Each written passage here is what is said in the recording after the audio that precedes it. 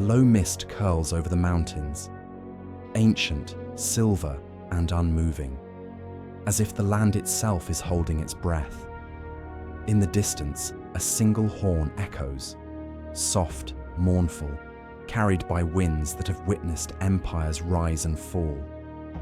You can almost feel the earth beneath you, warm with memory, trembling with stories waiting to be told. This is a journey through love and loss, pride and defiance, survival and discovery. A tale shaped by warriors who stood unbroken, by poets who turned breath into legend, and by quiet villages whose songs carried through centuries of shadow and light. Here the past isn't gone. It stirs beneath every stone, every river, every quiet heartbeat of the land.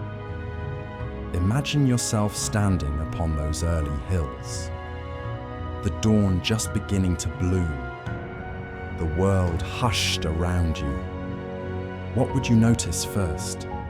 The chill of the wind, the whisper of old voices, or the weight of a story older than your own footsteps? Share your answer in the comments and tell us where you're listening from and whether it's morning, evening, or night for you. And if you're ready to drift deeper into this world, gently tap like and subscribe so more stories can find their way to you. Now dim your screen, let the air grow still, and step with me into the beginning of the tale.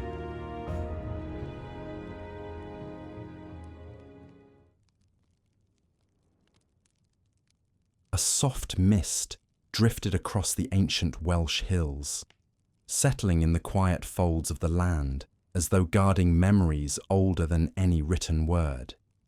In the hush of that early light, the first footsteps of forgotten ages seemed to echo beneath the soil. For millions of years before any human eyes had rested upon these slopes, the land itself was already shaping a story. Mountains rose and were worn down again. Rivers carved their wandering paths. Seas advanced and retreated. All the while, the earth beneath Wales carried a deep, patient silence, the kind that waits for life to arrive and give it meaning. You might imagine standing there now, wrapped in the cool breath of the morning, sensing not emptiness, but the quiet anticipation of a land preparing for its first people. When the earliest humans finally stepped into these regions, perhaps during a brief warm window between long glacial ages, they would have found not the Wales we picture today, but a land raw and shifting. Thick ice had once pressed across the terrain with a weight difficult to imagine. A vast white sheet smoothing the mountains and filling the valleys. As the world warmed, the ice melted back in slow, heavy sighs, revealing hills etched with new ridges, plains strewn with stone, and lakes glimmering like eyes opening after a long sleep. The first wanderers into this landscape were likely small bands of hunters following herds that moved with the seasons. They left only the gentlest of traces behind them, a tool chipped from flint, a shelter made of branches, a hearth of stones that still carried the faintest whispers of warmth. Archaeologists can find pieces, but the people themselves remain like silhouettes behind a thin curtain of time. It is comforting, in a way, to imagine them standing at the edge of a vast plain, feeling the same cool wind that still rolls across Wales today. These early peoples did not think in terms of nations or borders. Their world was shaped by the movement of the sun, the availability of food, the safety of shelter. They followed the wandering paths of animals, listened to the calls of birds, and watched the slow drift of seasons. Yet even without written language, they understood the land with an intimacy many of us have lost. The smell of approaching rain, the meaning of a broken twig, the stories hidden in the shape of a valley. As centuries passed gently into millennia, more waves of early humans found their way into what would one day be called Wales. Each group learned the land anew. They discovered which plants could heal, which roots could be eaten, and which stones could spark fire. They learned the rhythm of the tides and knew when the rivers ran low enough to cross without risk. In the evenings, gathered around soft circles of firelight, they may have whispered tales of spirits in the woods, or powerful creatures that roamed beyond the horizon. Their voices, long faded, may still linger faintly in the air if one listens closely enough. Slowly, the land began to shape them, just as surely as they shaped the land. The mountains created natural boundaries that gave each group its own world to inhabit. The valleys funneled rivers into lifelines. The coastline, rugged and unpredictable, offered fish and shellfish and a constant reminder of nature's shifting power. Wales, even in these earliest ages, was teaching its first inhabitants resilience. As the climate continued to warm, lush forests spread across the region: oak, alder, hazel, and pine. These woodlands were dense and quiet, filled with the rustle of deer, the hoots of owls, and the soft pulse of running water. Walking through them would have felt like moving through layers of green shadow. Imagine the scent of rich earth beneath your feet, the cool touch of leaves brushing your arms, and the distant murmur of a river guiding your path. In these forests, the people began to settle more firmly.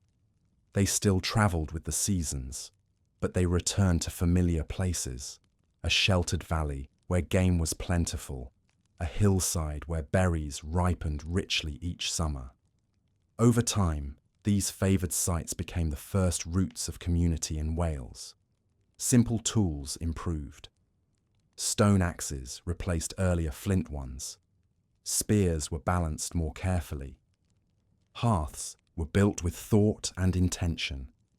Somewhere in this long and quiet era, the first sparks of memory, the beginnings of what we might call tradition, began to take shape. Stories were told not only of survival, but of meaning.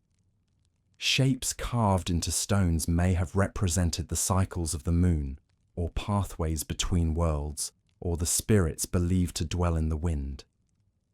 Though we cannot know the exact words spoken beside ancient fires, their sentiment still feels close: a desire to belong, to understand the land, to honour something larger than oneself. As more people arrived, early communities would have crossed paths, sometimes joining together, sometimes moving apart like streams separating around stones. Over generations, they formed a delicate network of kinship and custom. Their tools, their shelters, their burial practices all evolved slowly, each generation adding a thin layer to the story of Wales. In the coldest winters, snow would gather deep along the mountain shoulders, and families would huddle close within their dwellings, sharing warmth, food, and the reassurance of familiar company. In the summers, when the days grew long and the air hummed with insects, they would roam across grassy plains in search of fresh resources. Through these cycles, they learned, patiently, quietly, steadily, how to live with the land rather than against it. By the end of the last ice age, the population began to grow, though still gently, like seeds settling across fertile soil. People explored further, mapping the land with their footsteps. They discovered safe crossings, reliable hunting grounds, and ridges that offered high, wide views of the stretching world. These natural lookouts may have inspired their first sense of longing, the wonder of what lay beyond the next hill. Though their names are lost, the earliest Welsh peoples left behind something more durable: a spirit of endurance, a calm and steady resilience born not from conquest or wealth, but from the quiet demands of the landscape itself. You can still feel that spirit in Wales today, in the patience of its valleys, in the quiet firmness of its mountains, and in the sense that the land has known much, endured much, and continues to hold its memories in gentle silence. As time moved onward and the ancient forests thickened, early communities began to settle more boldly. They constructed sturdier dwellings, shaped tools with surprising skill, and watched as their children grew up knowing the land as home rather than journey. Rivers became paths of life. Forest clearings became gathering places. And beneath the slowly warming sky, Wales began to shift from a land of wanderers to a land of people who would stay. People who would eventually form the deep cultural roots that still define it.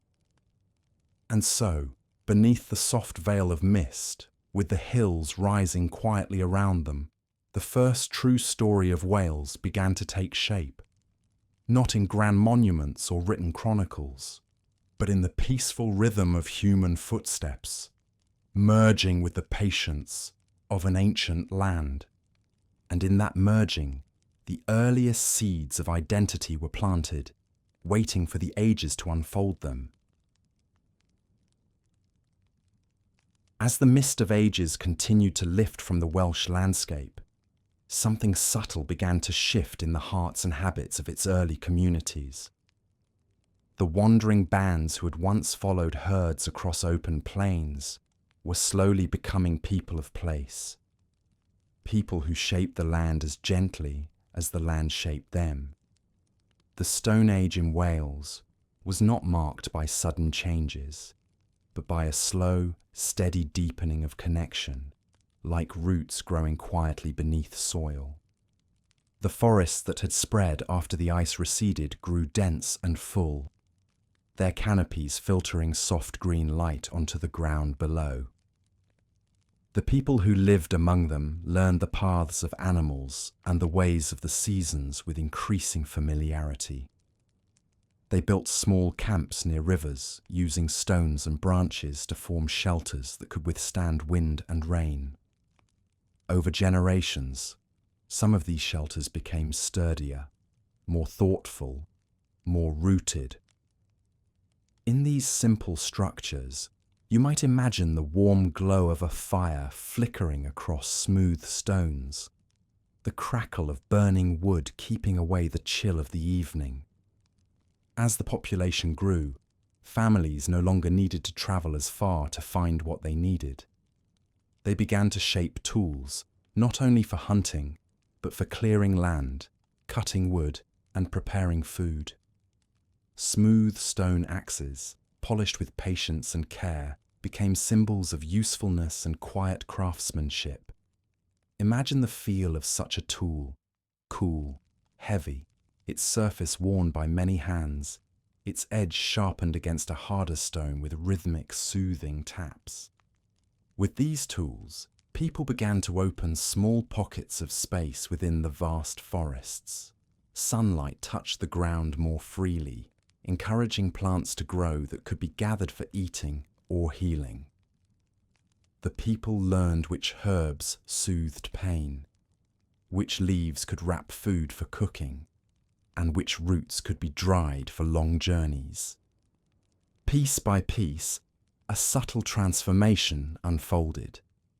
Survival was becoming familiarity, and familiarity was becoming belonging. It was during this era that the Welsh landscape first saw the rise of early monuments. Long before the later stone circles and great tombs, there were simple markers, stones placed intentionally, earth-shaped into gentle mounds. They may have been used to honour ancestors or to mark important places. Perhaps they were meant to guide others, or simply to acknowledge something sacred in the land. Whatever their purpose, these early monuments reflected a deepening sense of meaning, a desire to remember. One can imagine a quiet evening when a small community gathered around one such mound. The sky might have been painted with the last colours of sunset, the air cooling softly as night approached. Children would have sat close to the elders, listening to stories that explained why certain stones were special, why the land needed respect, why the seasons were gifts to be honoured. These early traditions, passed down through soft voices and watchful gazes, were the first fragile threads of culture. In time, the people's relationship with the landscape grew even stronger. They learned to shape flint into fine blades, to carve bone into needles, to weave plant fibres into nets and baskets. Their hands were rarely idle. Even during long winters, when the wind howled against the hills and the earth lay sleeping beneath frost, families worked by the fire, mending tools, preparing hides, and sharing tales that kept spirits warm. The glow of firelight against stone walls must have been comforting, a small brightness held against the vast dark season. As centuries drifted by, the dead were buried with increasing care. Bodies were placed in stone chambers or beneath raised earth, accompanied by tools, beads, and carved objects. These burials tell us that the people valued memory, that they felt a responsibility to honour those who had shaped their world. The earliest Welsh tombs, though simple compared to later monuments, reflected a tenderness, an understanding that life was part of a larger cycle and that the land held each generation with quiet acceptance. By the late Stone Age, communities were becoming more settled. They built larger houses with walls made of wattle and daub, their roofs thatched with reeds gathered from marshy riverbanks. The scent of these homes would have been pleasant, a mixture of dried grasses, warm wood, and the faint, earthy fragrance of packed clay. Inside, families slept on beds of furs and woven mats, listening to the gentle rhythm of the night. Food became more varied as people experimented with small-scale cultivation. Early forms of farming began to take root. They cleared small plots to grow simple grains, gathered wild seeds, and tended to animals that stayed close to their dwellings. Sheep and goats became companions in the landscape, their soft bleats echoing across morning fields. With these new practices, daily life became more balanced. Hunting continued, but was no longer the only means of survival. Along the coasts, people gathered shellfish and fish using lines of woven nets. The rhythm of the tides became familiar, its ebb and flow marking time in a way nearly as ancient as the stars. Even now, if you listen to the Welsh shoreline, the whisper of waves carries the same steady cadence that early peoples once relied upon. In this age, Wales was not a quiet land in the sense of inactivity. It was quiet in a deeper, more meaningful way. Life was slow, thoughtful, tuned to the heartbeat of the earth. The hills offered shelter, the rivers offered sustenance, and the forests offered both challenge and comfort. Every path was walked with awareness. Every change in the weather was felt intimately. It is easy, while imagining this world, to picture a group of people walking along a ridge at dawn. The grass is wet with dew beneath their feet. The sun rises over distant valleys, warming the air with soft gold. One carries a bundle of tools. Another holds a basket woven from reeds. Children walk nearby, their eyes bright with curiosity. They may not yet know the significance of the land around them, but they feel it, in the firmness of the earth, in the quiet stretch of the horizon, in the steady presence of mountains that will still be standing long after their own footsteps fade. By the end of the Stone Age, The earliest communities of Wales had woven themselves gently into the land's tapestry. Their settlements dotted the landscape like small warm lights in a sea of wilderness. Their traditions were becoming stronger, their identities quieter but firmer, shaped by centuries of patience and adaptation.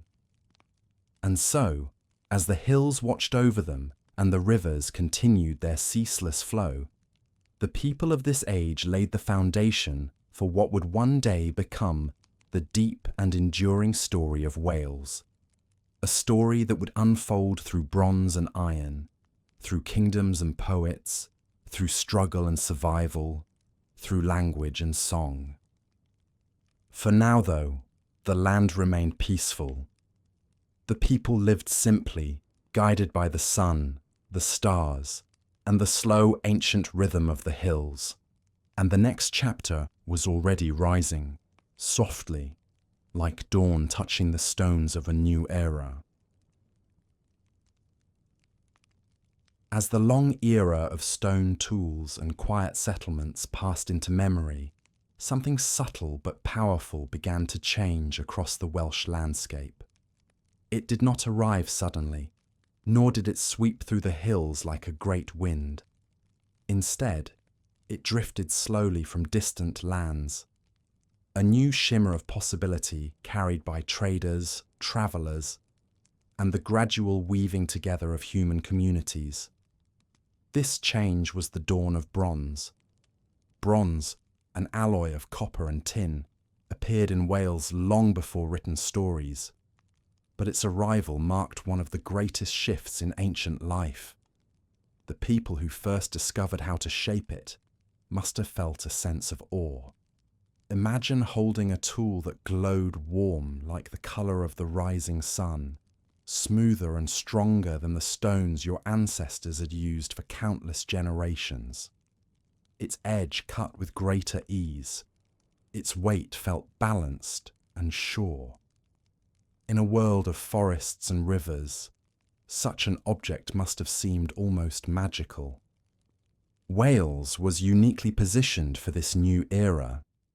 Tin, one of the essential ingredients for bronze, could be found not far away in the soils and ores of the British Isles. Copper, too, was accessible.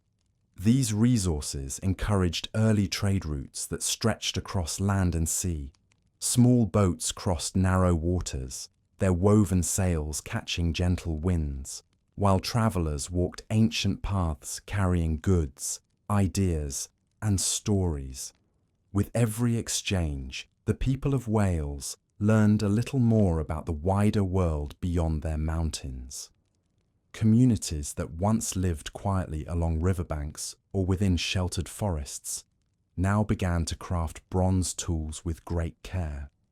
Smooth axes, strong chisels, and shining knives gave them new abilities to build sturdier dwellings, to clear forests more efficiently, to shape wood and stone with greater precision. But these tools also inspired something more: creativity.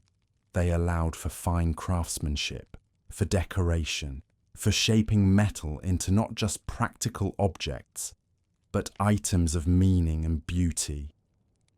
The first bronze ornaments appeared: small bracelets, spiraled pins, delicate beads. These were not merely decorations, but symbols, markers of identity, gifts of affection, or objects of ritual significance. When worn, they caught the light softly, reflecting firelight during evening gatherings. One can imagine the pride of a craftsman watching a young woman fasten a new bronze pin in her cloak, or the careful way a parent might place a bracelet on their child before a communal feast. As metalworking grew, so did the complexity of society. Villages expanded slightly, though still modest and peaceful. People began to divide tasks with greater intention. Some specialized in shaping bronze, others in tending animals or cultivating small fields. Shepherds guided flocks across rolling hills, while farmers tended plots of barley and wheat that rustled in the summer breeze like golden seas. The valleys, once quiet and wild, began to hum with gentle activity. With new stability came a deepening sense of community memory. Stories grew richer, traditions deeper. Over time, certain families or groups developed reputations, some as skilled metalworkers, others as fine hunters or keepers of law. The Welsh landscape, already ancient, now cradled the beginnings of tribal identity. These early tribes were not kingdoms as we understand them today. They were woven from kinship, shared labour, and the rhythms of the land.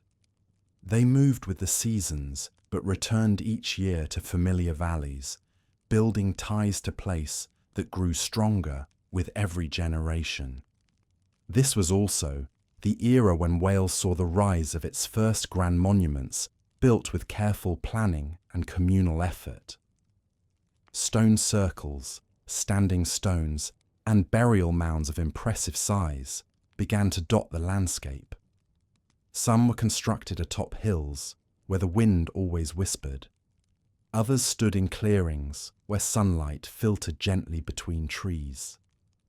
Even now, when one visits these ancient sites, there is a sense of quiet reverence, as though the stones themselves carry echoes of those who raised them.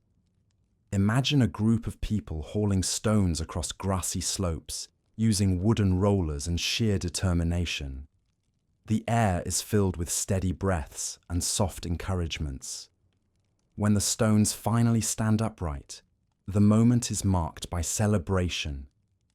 Perhaps songs, perhaps shared food, perhaps silent awe beneath the open sky. These monuments were not only for the dead or for rituals.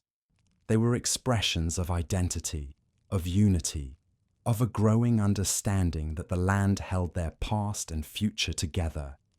As bronze tools improved, farming grew more reliable. Early fields flourished, their boundaries marked by stones or woven fences. Small herds of cattle grazed near settlements, their warm breaths rising in cool morning air. Families gathered grains and stored them in clay pots for winter. In the evenings, smoke curled gently from hearths, carrying the aromas of stew, herbs, and fresh bread. The warmth of a fire must have felt especially comforting as rain pattered softly on thatched roofs during long winter nights. Travel also increased during this era. Traders passed through Welsh valleys with goods from distant lands, beads from across the sea, shells from far coastlines, and metals from unknown mountains. When these travellers shared stories, they expanded the imagination of local communities. Children might have listened, wide-eyed, as they heard tales of lands where rivers ran broader than any they had seen, or where the sun burned hotter, or where great gatherings of people created wonders of stone. These stories, carried gently from place to place, helped shape the early mythical landscape of Wales. The Bronze Age was also a time of ritual. The people of Wales held ceremonies that honoured the cycles of the year, the lengthening of days, the harvesting of crops, the turning of seasons. Fires were lit on hilltops. Offerings were placed in rivers or buried beneath stones. Some objects, such as weapons or tools, were deliberately placed in bogs or lakes, perhaps as gifts to spirits or ancestors. Even now, when archaeologists find a carefully placed bronze blade deep in a dark peat bog, it feels like uncovering a whisper meant not for the world of the living, but for something beyond. By the later Bronze Age, tribal groups had developed distinct territories. Though boundaries were fluid, each region had its own customs, its own traditions, its own ways of crafting and storytelling. The Welsh identity was still far in the future, but the seeds of cultural distinctiveness had already begun to sprout. Communities were shaped by the land, by the mountains they climbed, the rivers they fished, the forests they traversed. These natural features created a sense of belonging that would echo through centuries. Yet despite these growing differences, the people of this era were connected by something deeper, a shared resilience. Life was still challenging. Winters could be harsh, storms unpredictable, harvests uncertain. But communities supported one another. They shared food, tools, and knowledge. They built homes strong enough to withstand wind and rain. They sang songs that spoke of the land's spirit and told stories that linked the present to the distant past. As this age continued, the Welsh landscape glowed not only with firelight and bronze, but with memory. Every worked field, every carved tool, every towering stone circle became a quiet thread in the long tapestry of a people learning who they were. They did not yet know the Celts who would one day reshape their world. They did not know of Rome or of the princes and poets who would leave their own marks on Wales. For now, the Bronze Age people lived in a world both humble and profound, a world shaped by cooperation, craft, and the slow unfolding of early identity. And as the final centuries of this era approached, the hills watched with calm anticipation. Beyond the horizon, new cultures were forming, new skills emerging, new stories waiting to arrive.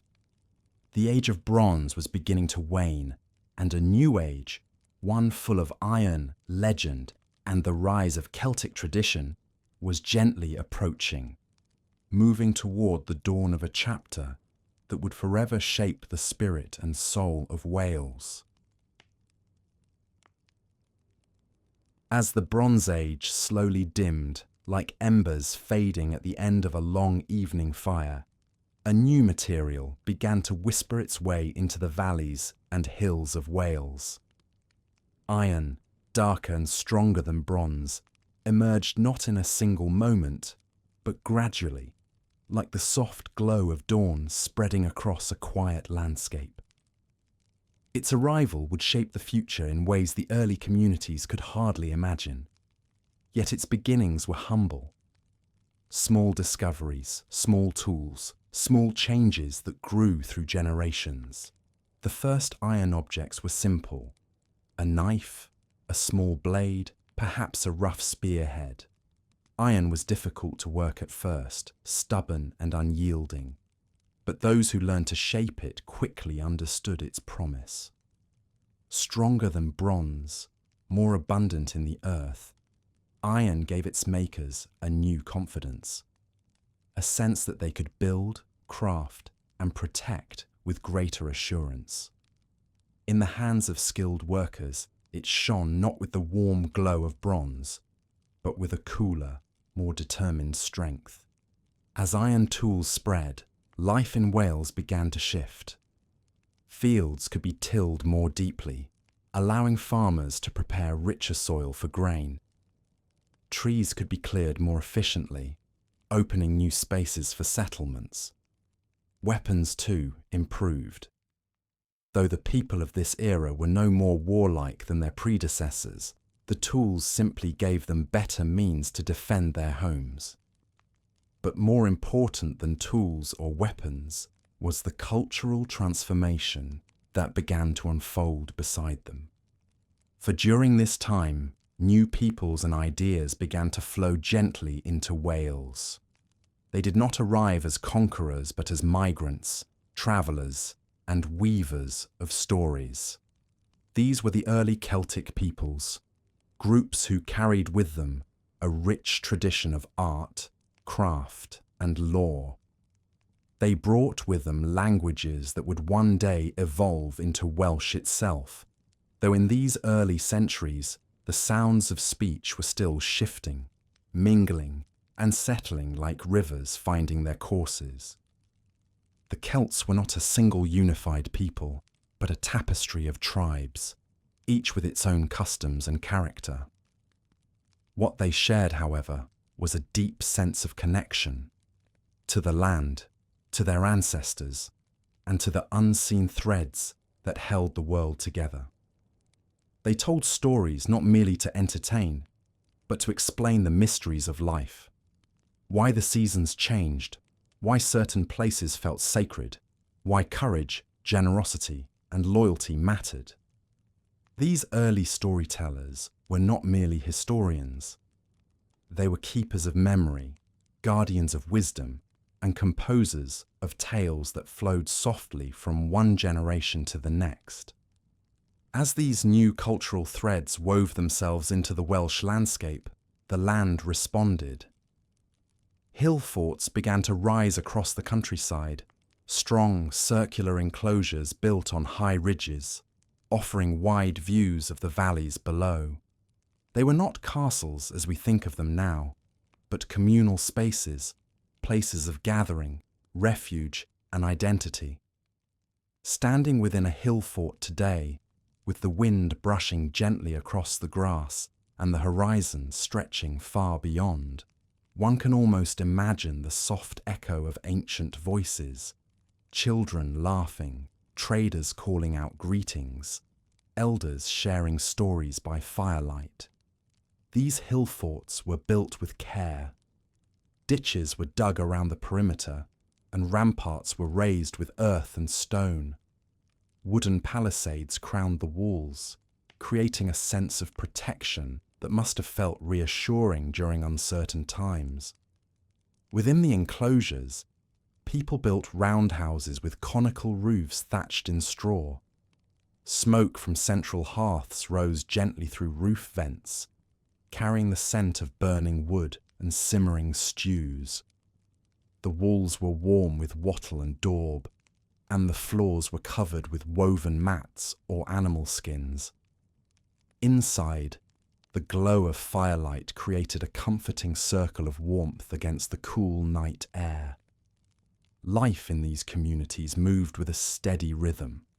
Farmers tended their fields, sowing barley, oats, and wheat.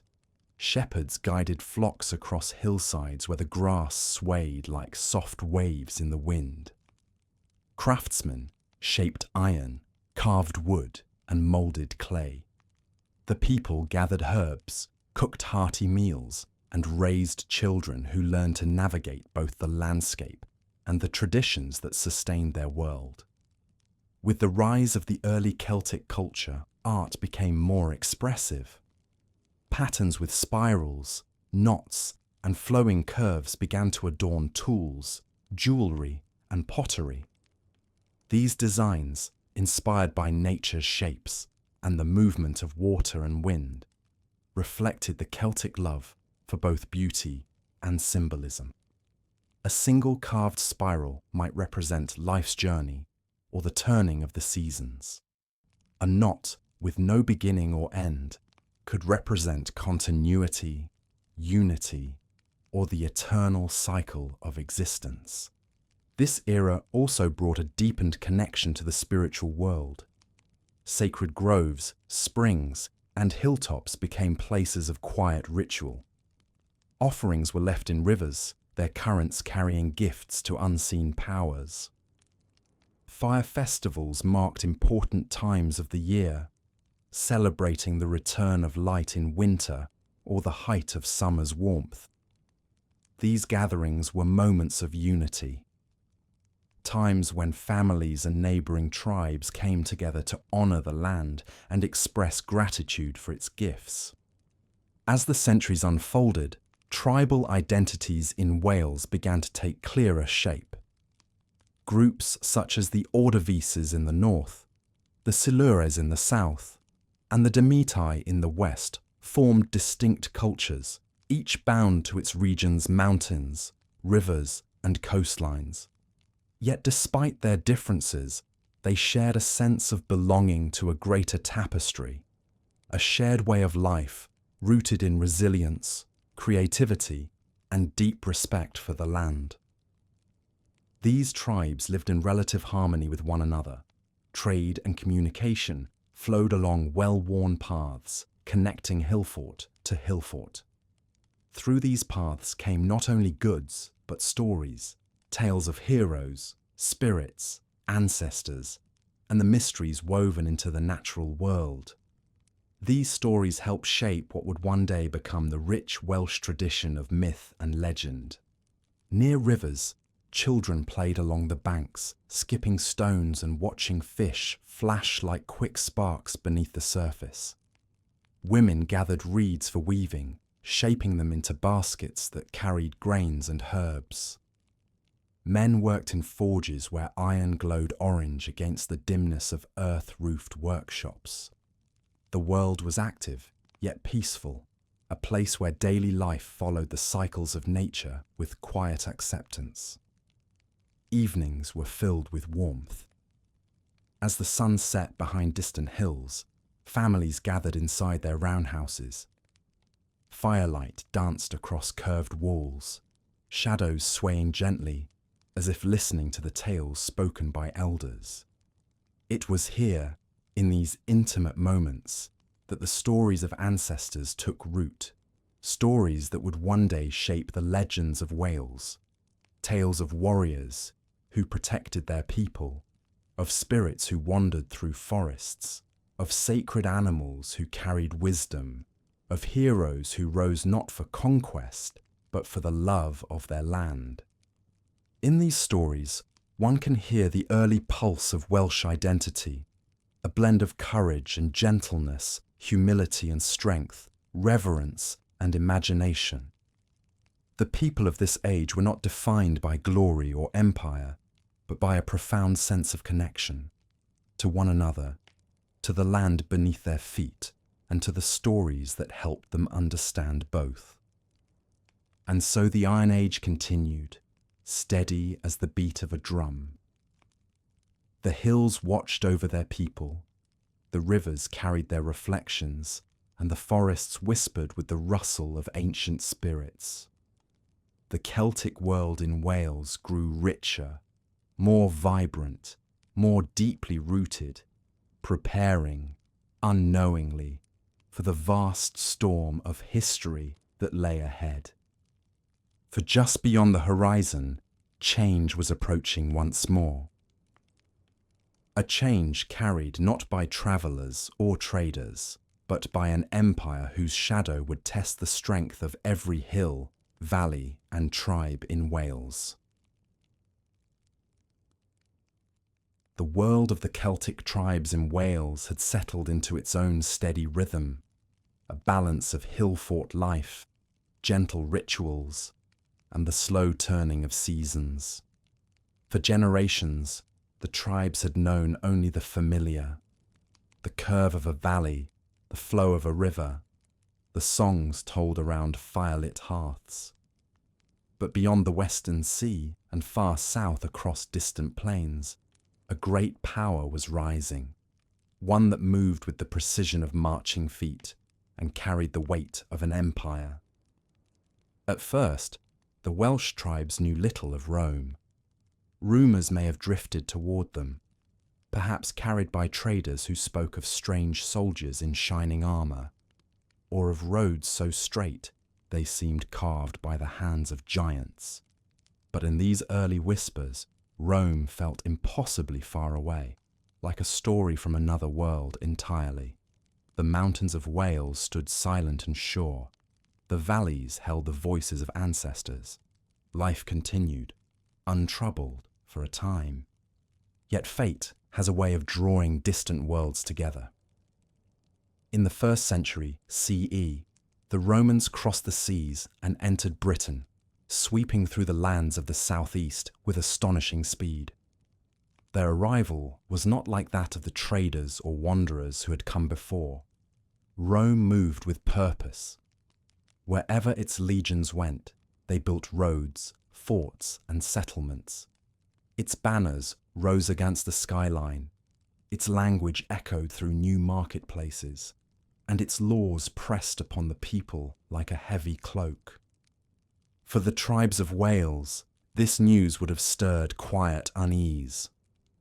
Around hillfort hearths, Elders may have sat in thoughtful silence, wondering what these distant conquerors meant for their people. Stories of Roman might grew with each passing year, tales of discipline, strategy, and relentless expansion. Yet even as the tribes listened, the mountains of Wales remained tall and still, offering a sense of protection that soothed anxious hearts. Wales, with its rugged terrain and deep valleys, stood apart from the wide open plains of eastern Britain. Here, the land itself was a guardian. Narrow paths wound between steep hills.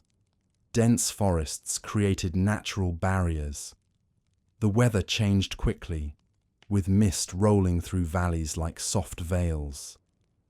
It was a land accustomed to patience and to resistance. When Rome finally turned its gaze toward Wales, it was not with curiosity, but with ambition. To control the whole of Britain, they believed they must bring every tribe beneath the Roman eagle. And so legions marched westward, their armour gleaming beneath uncertain skies, their footsteps steady upon the earth. The first major pressure fell on the Silures, the strong and determined tribe of southern Wales. Their lands stretched across rolling hills and wooded valleys, a place where people lived close to the rhythms of nature.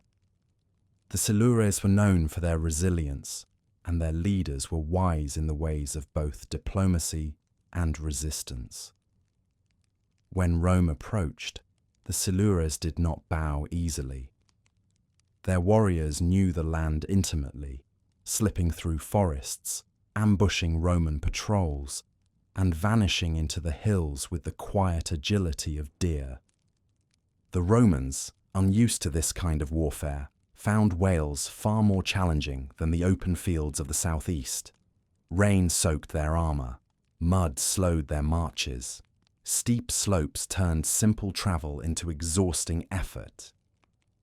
Even the silence of the landscape seemed to press upon them. Yet Rome persisted. Wherever the legions paused, they built timber forts, carving their presence into the Welsh earth. To the north, the Ordovices faced similar pressure. Their lands stretched across the rough terrain of central and northern Wales, a region where mountains rose like great guardians and valleys held the cool shadows of ancient forests. The Ordovices were fierce protectors of their homeland. They resisted with unwavering determination, moving swiftly across terrain that confounded the Roman troops. Their hillforts became centres of defiance, their warriors emerging from mist-covered slopes like figures from legend. One could imagine those early encounters. Roman soldiers standing at the edge of a Welsh valley, watching mist curl upward like ghostly breath. Celtic warriors moving silently along ridgelines, their cloaks blending with the land. The wind carrying the distant cry of a hunting bird, as if nature itself was observing the unfolding struggle. Despite the resistance, Rome pushed further. Step by step, they built roads that cut through forests and crossed streams. These roads, straight and unyielding, contrasted sharply with the winding paths of the tribes. Forts arose in key locations, strongholds of stone and timber meant to anchor the Roman presence. Over time, these forts grew into settlements, and Roman-style buildings began to appear. Bathhouses, villas, and small towns formed like islands of Roman culture within the wild Welsh landscape. In some regions, the tribes found ways to coexist. Trade existed, and Roman merchants brought pottery, glass beads, and woven goods. Welsh craftsmen adopted new techniques, combining their own traditions with Roman tools and materials. Markets became meeting places where different cultures brushed gently against one another. Children might have watched Roman soldiers drilling in formation, their movements precise and unfamiliar. Meanwhile, Romans, stationed far from home, may have found comfort in the warmth of local hospitality, the beauty of Welsh hillsides, and the soft murmur of streams that reminded them of distant lands. Yet coexistence did not erase the tension. Many tribes continued to resist, unwilling to surrender the freedom woven into their way of life. The most famous of these resistors was Caratacus, a leader whose spirit and strategy became legendary. Caratacus had once fought the Romans in eastern Britain. After losing his ancestral lands, he fled westward, seeking refuge among the Welsh tribes. There, he inspired fierce resistance. Together, they struck at Roman positions, slipping in and out of the terrain with practiced ease. For a time, their efforts held back the Roman tide. Caratacus became a symbol of defiance, a man who stood against an empire, not through might alone, but through knowledge, intuition, and unbreakable resolve. The hills of Wales sheltered him and his followers, their contours becoming allies in the struggle. Streams hid their footprints, fog masked their movements, forests whispered warnings of approaching danger, but Rome's reach was long. Eventually, Caratacus was captured, taken far from the mountains of Wales to stand before the Roman emperor himself. Yet even in defeat, his spirit shone. According to Roman writers, his speech impressed the emperor so deeply that his life was spared. His story travelled back to Wales through soft whispers and quiet admiration, a reminder that courage could endure even in the face of overwhelming force. After Caratacus's capture, Roman control in Wales tightened. More forts rose. Soldiers patrolled roads. Administrators recorded taxes and managed supplies. Yet the mountains remained watchful, and the tribes remained themselves. Roman influence reached many places in Wales, but it did not sink as deeply here as it did in other parts of Britain. The landscape was simply too wild, too protective, too deeply intertwined with the people's identity. In the southwest, the Demetae tribe interacted more peacefully with Rome, maintaining a degree of autonomy. Their lands, rich in farmland and coastal resources, saw less conflict and more exchange. Roman goods flowed in, Welsh goods flowed out. But even here, the Celtic spirit remained strong. The language persisted, traditions endured, the connection to land remained unbroken. Roman Wales was a blend, a place where two worlds met, overlapped, and sometimes cooperated, yet never fully merged. The Romans built fine villas with mosaics and underfloor heating, yet only a handful stood across all of Wales. They constructed bathhouses and roads, yet many valleys remained untouched, carrying on life as they had for centuries. The tribes adapted where they wished and resisted where they could. Through it all, the land listened and held their footsteps gently. As the decades passed, the presence of Rome became a familiar, if sometimes unwelcome, fact of life. Soldiers rotated in and out, forts bustled, markets thrived, yet beneath this quiet occupation, something ancient continued to pulse. The Celtic soul of Wales, shaped by hillforts, stories, rituals, and the whispering of wind across mountains, remained firm. And far away, in the heart of the empire, Rome itself was changing.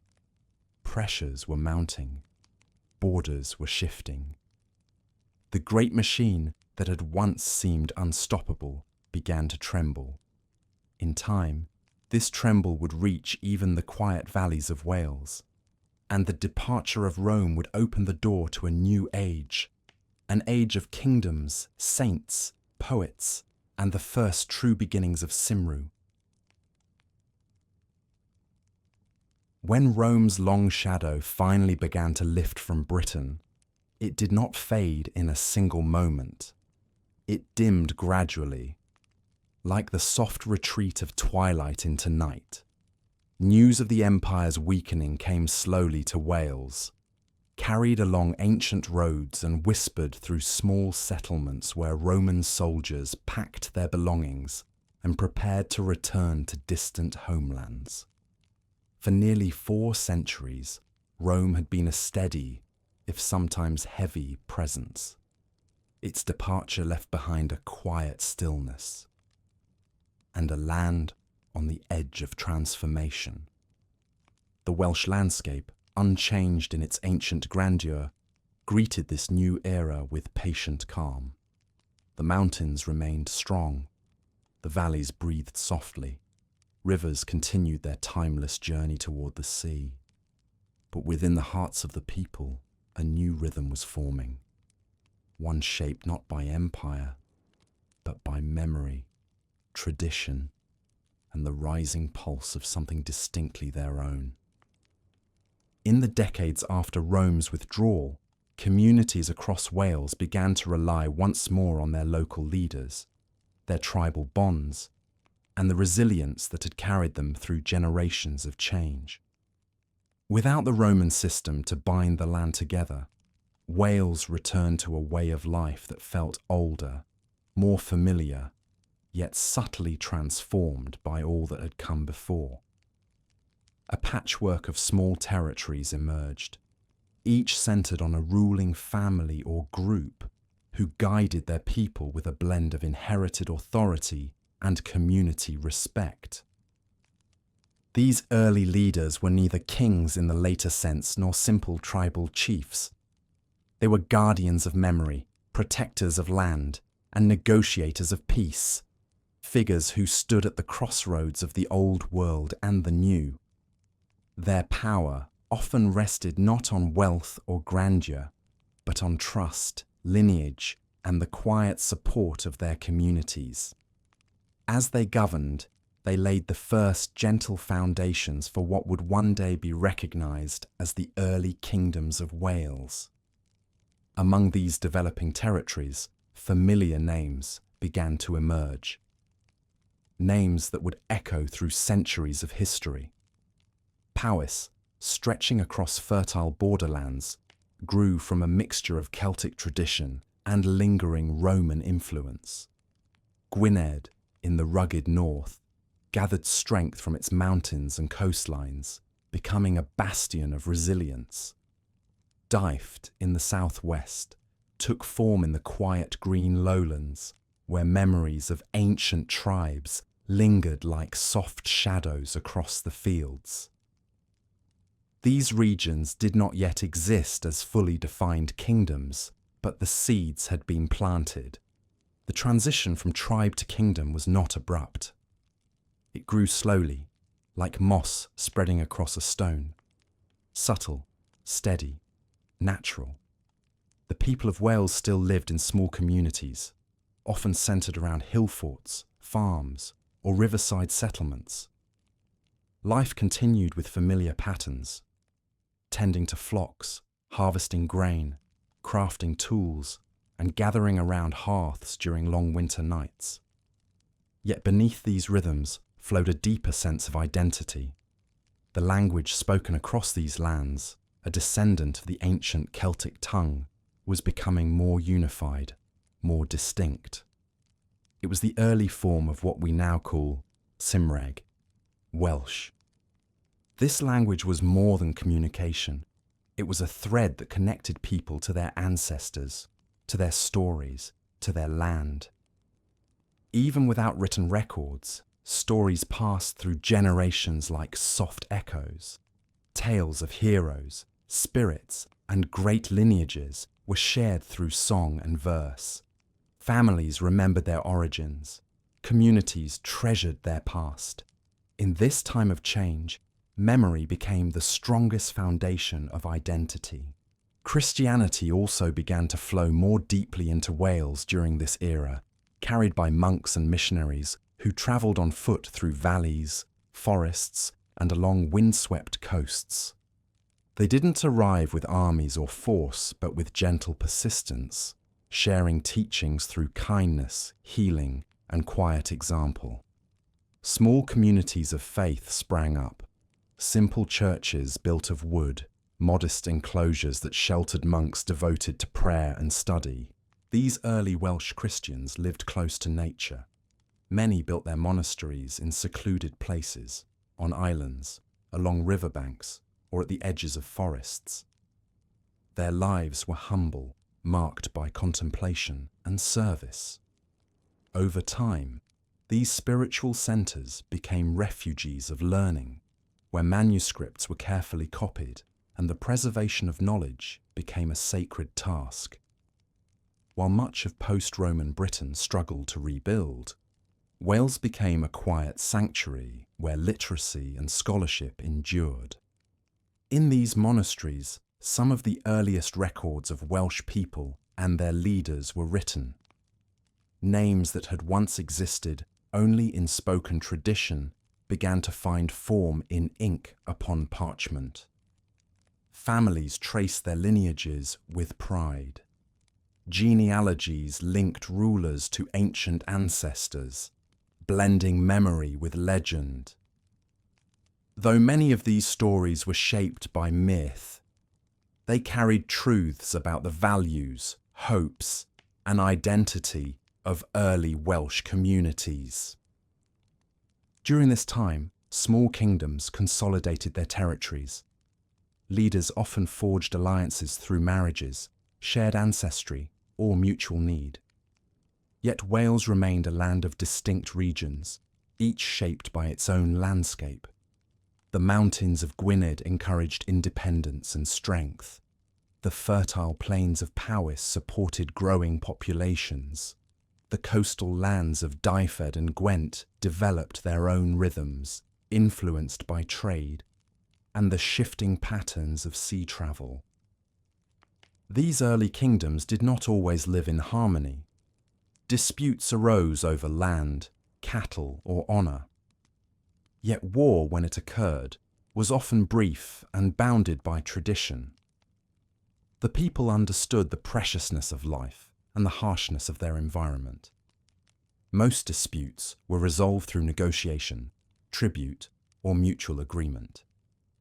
In this way, Wales's early political landscape resembled a mosaic, diverse yet interconnected, fragile yet resilient. Amid this emerging structure, certain figures began to stand out in early Welsh memory. Though the line between history and legend can sometimes blur, these leaders were remembered for their wisdom, their strength, or their contributions to their people. One such figure was Cynedda, a leader from the north whose descendants became the ruling dynasty of Gwynedd. His story, blending migration with leadership, laid a foundation for one of the most enduring lines in Welsh history.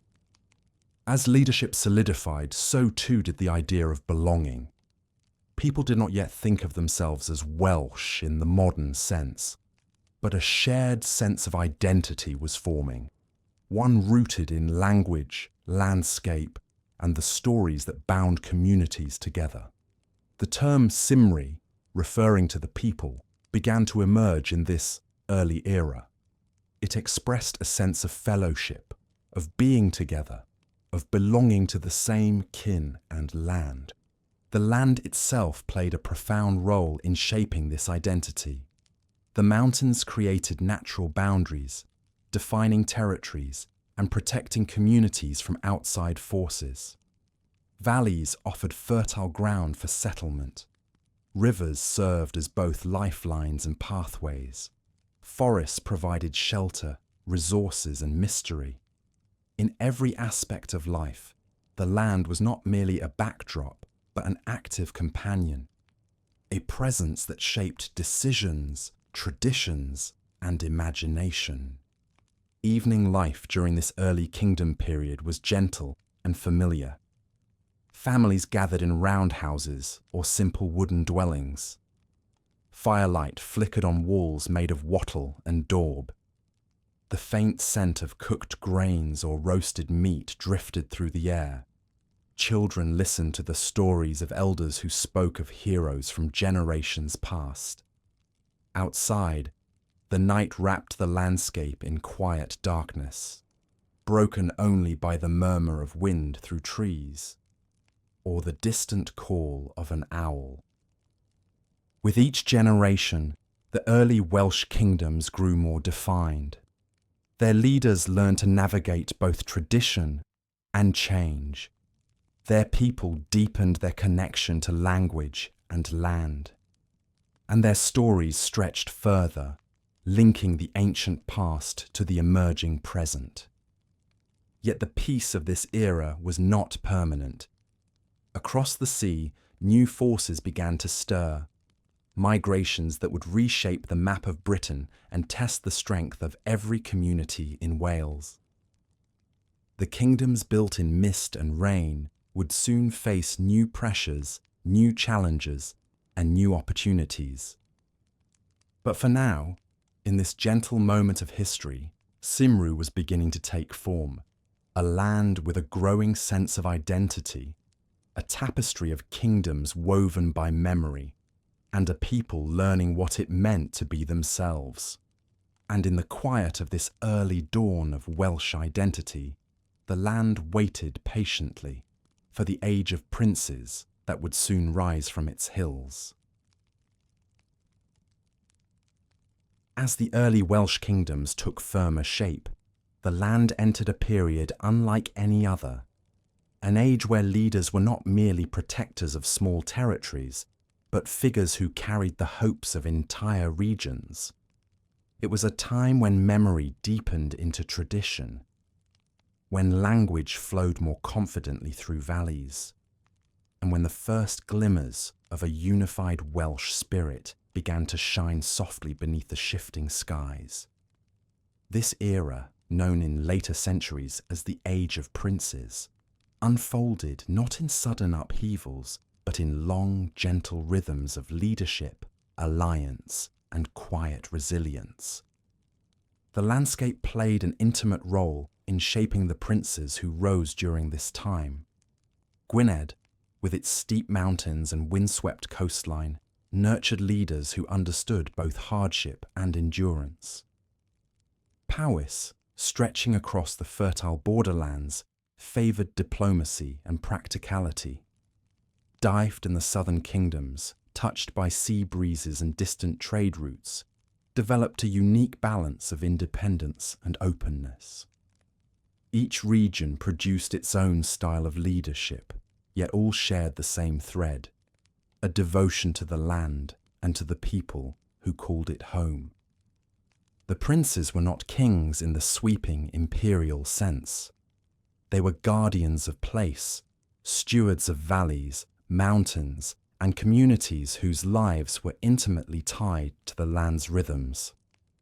Their authority flowed through respect, lineage, and the ability to navigate both conflict and cooperation. A prince might ride out at dawn to settle a dispute between farming families, then spend the afternoon meeting with monks to discuss land boundaries or the copying of an important manuscript. Leadership was woven through every aspect of daily life.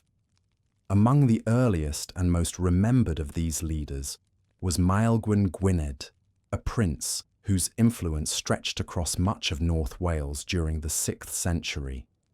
He was known as both a powerful ruler and a complex figure whose story was preserved in the writings of early chroniclers. Though those accounts blend fact with cautionary tale, they reveal the presence of a leader whose actions left a lasting impression on the land. During Maelgwn's time, Christianity grew deeply rooted, and the monasteries of Wales became vibrant centres of learning, prayer, and cultural preservation. Throughout Wales, early monks shaped the spiritual and intellectual life of the age. Figures such as St. David, St. Illtyd, and St. Taylo travelled across the land, building communities of faith that offered comfort, unity, and education. Their monasteries were quiet refuges where manuscripts were copied, hymns were composed, and the fragile knowledge of the ancient world was gently cradled through turbulent times. These spiritual centres became sanctuaries of memory, places where Welsh identity was nurtured with patience and devotion.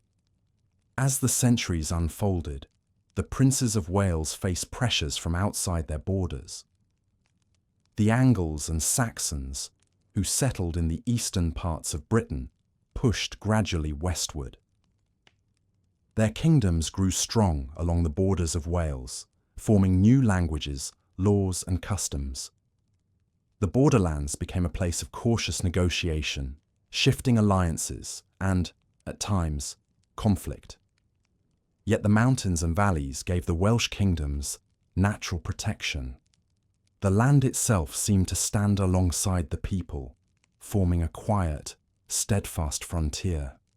It was during this era that poetry blossomed as one of Wales's most cherished traditions. The early Welsh bards, poets of remarkable memory and skill, composed verses that honoured princes, recounted battles, and celebrated the beauty of the land. These poets were not entertainers, but historians in verse, guardians of lineage, and weavers of cultural identity. Their voices carried across halls lit by torchlight, echoing through generations. Much of what we know about this period comes not from dry records, but from the living breath of their poems, many of which survive today in early medieval manuscripts. Imagine a hall on a winter evening, the fire burning warmly at its centre, cloaks hanging to dry near the walls, the smell of roasted herbs drifting gently through the air. The prince sits among his people, listening intently as a bard steps forward, harp in hand. The bard sings of ancestors who defended their lands, of the enduring strength of the mountains, of the love between kin.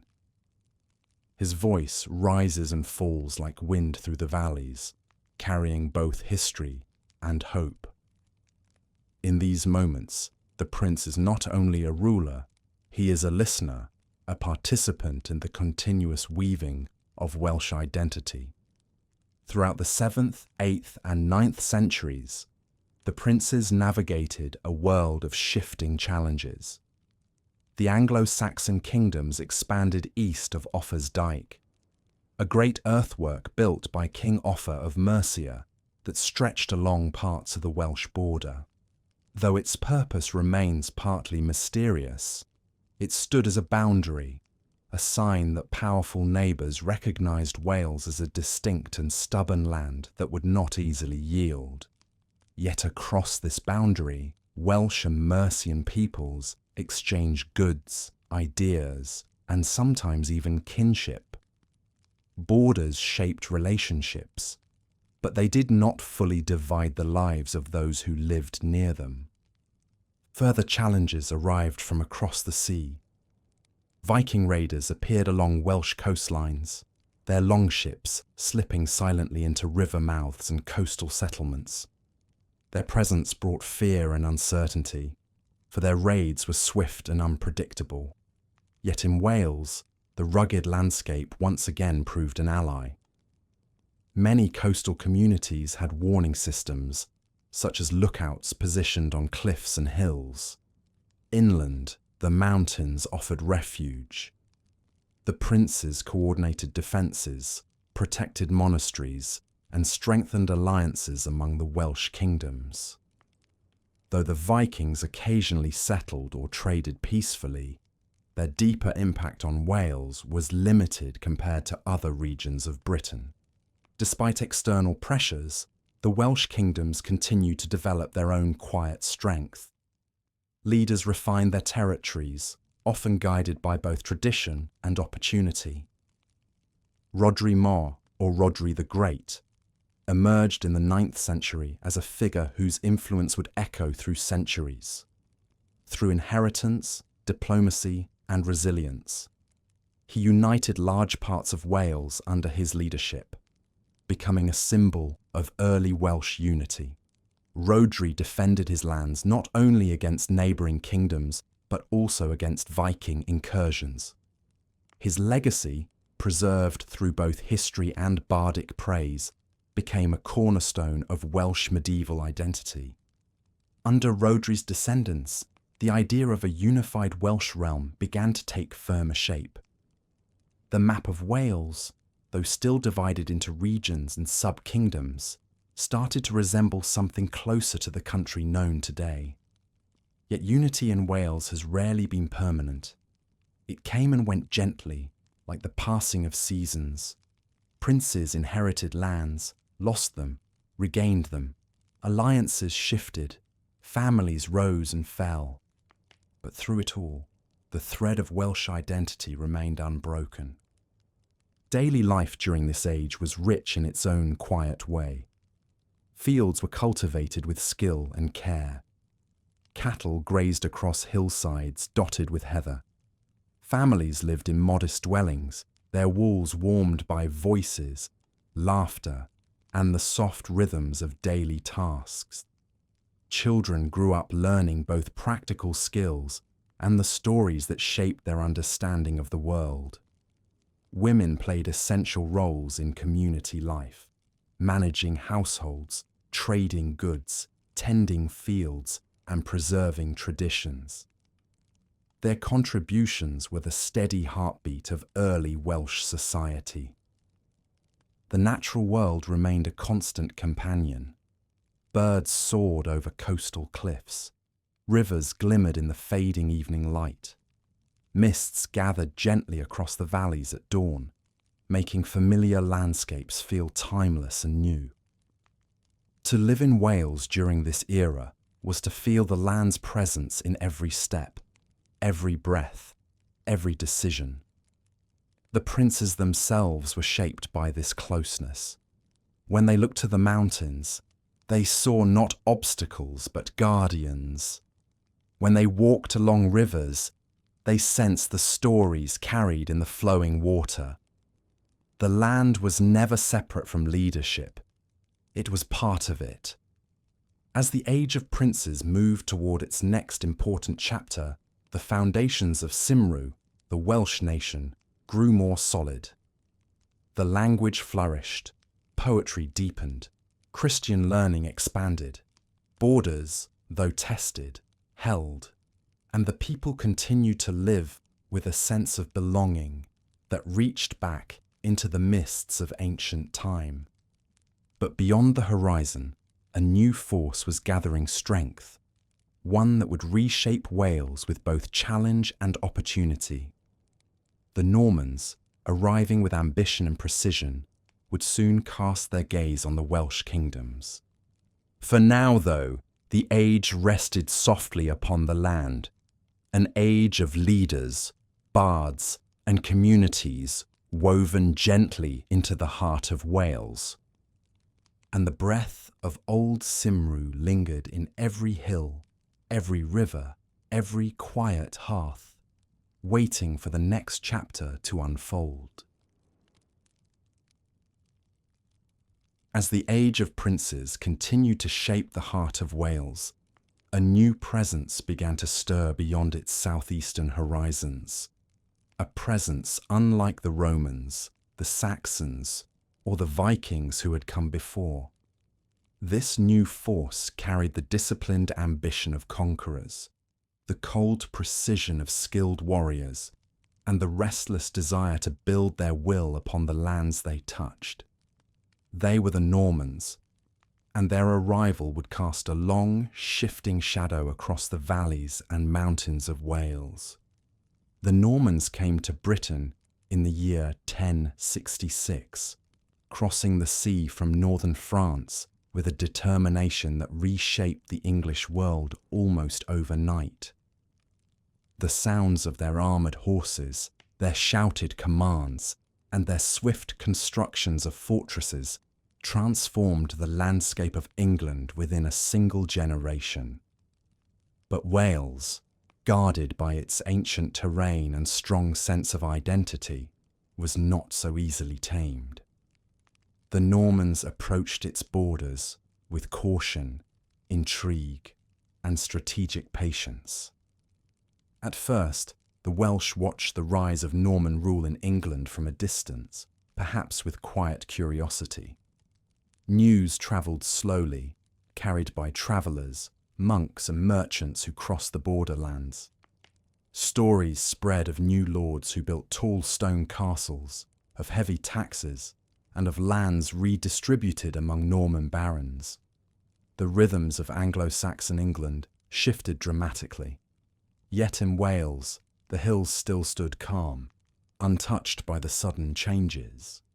But the Normans were not content to rule only England. Their gaze soon drifted westward, drawn by the rugged lands of Wales, lands rich in mineral resources, fertile valleys, and strategic passes. To the Normans, Wales was both a challenge and an opportunity. And so they came, not in grand sweeping invasions at first, but in calculated steps, testing the land and the people inch by inch. Their initial approach was through the borders, particularly in the southeast.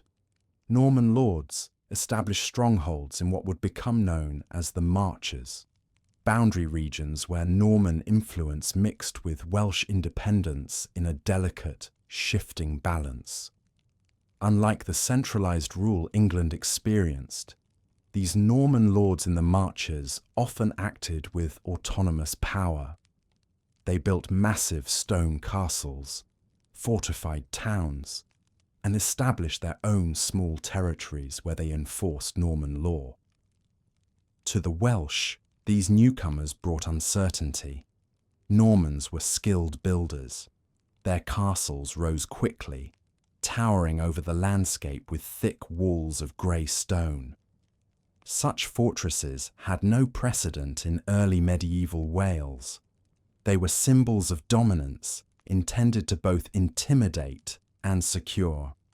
Yet the Welsh, shaped by centuries of resilience, did not retreat quietly. The early clashes between Normans and Welsh princes played out as a dance of strategy, terrain, and determination. Welsh leaders were accustomed to fighting among hills and ridges where Norman heavy cavalry struggled. Their knowledge of the land gave them lightness of movement, agility, and the ability to vanish into the landscape when necessary. Norman armies, though formidable, found themselves facing not open armies, but scattered resistance, sudden ambushes in forests, swift raids at dawn, and defensive stands on terrain where the Welsh held the advantage. In the south, the Kingdom of Deheubarth felt Norman pressure early on. Norman forces pressed into the region with their disciplined soldiers and stonework fortifications. Yet Welsh leaders, such as Rhys ap Tudor, a prince of Deheubarth, pushed back with determination. His reign marked a period of both struggle and resilience, and though the Normans ultimately gained ground after his death, the spirit of resistance in Deheubarth never fully dimmed. In the north, the kingdom of Gwynedd became a bastion of strength. The mountains of Snowdonia offered natural fortresses that no army, however skilled, could easily penetrate. Gwynedd's princes understood their land intimately, defending passes and ridges with remarkable effectiveness. Norman forces struggled to move through these rugged uplands, and success in the north proved far more difficult than in the south. The Normans responded with castles, many castles. They built them along river crossings, coastal inlets, hilltops, and the edges of fertile plains. Each castle stood as a silent declaration: this land is watched, this land is claimed. Some castles were simple timber structures on mounds of earth, while others grew into grand stone fortresses with thick curtain walls and watchful towers. Over time, these castles became part of the Welsh landscape, their silhouettes etched against skies that had once known only the outlines of hills and trees. Yet even as Norman stone spread, Welsh identity remained unshaken.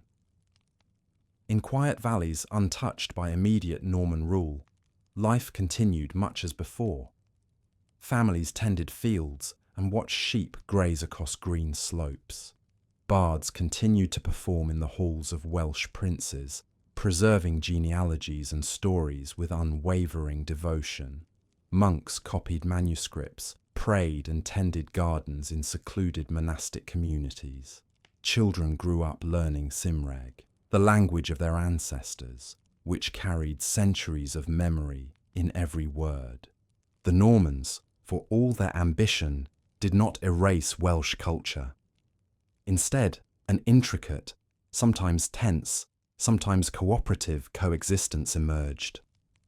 Some Welsh nobles formed alliances with Norman lords, using diplomacy to preserve their lands. Others resisted fiercely, becoming symbols of defiance celebrated by poets and storytellers. Among these figures, Gruffydd ap Cynan of Gwynedd stands tall in memory. Born to mixed Welsh and Viking lineage, he spent part of his youth in Ireland before returning to Wales to reclaim his inheritance. His struggles against both Norman forces and rival Welsh dynasties created a life rich with adventure, strategy, and resilience. Eventually, Gruffydd reclaimed Gwynedd and established a stable, respected rule that helped preserve Welsh independence in the north. His story, carried through the centuries, reflects the persistence of Welsh leadership, even in times of profound external pressure. While political struggles unfolded, Welsh society itself continued to grow in quiet strength. Farming techniques improved, settlements expanded gently, and trade routes intertwined Welsh communities with the broader medieval world. Markets in towns such as Swansea, Cardiff, and Pembroke, areas increasingly touched by Norman influence, became places where Welsh goods, such as wool, cattle, and crafted items, passed into Norman hands, and vice versa. Yet even in these mixed spaces, the Welsh retained a sense of who they were, guided by memory, language, and the land's soft, whispering presence. During this period, castles did not only signify Norman power. Some Welsh princes began to construct their own fortified dwellings, inspired by Norman techniques yet adapted to Welsh needs. These native Welsh castles were often smaller but strategically placed, blending naturally into the rugged landscape. They symbolized both adaptation and determination, a quiet declaration that Wales would shape its future on its own terms. The early Middle Ages in Wales were a tapestry of contrasts. In some regions, Norman influence reshaped everyday life. In others, the rhythm of ancient tradition continued nearly untouched. Along the borderlands, cultures interwove, creating a rich blend of customs, languages, and traditions. Yet in the deep heart of Wales, among mountains, rivers, and quiet valleys, the essence of Welsh identity remained steadfast. Evenings across Wales during this era still echoed with the gentle sounds of daily life. Fires glowed in hearths. Cloaks hung near warm walls to dry after long days of tending animals or travelling narrow paths.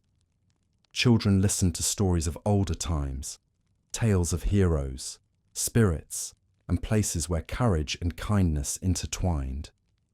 Outside, the night sky stretched wide and star-filled, shimmering over valleys that carried centuries of memory in their soil.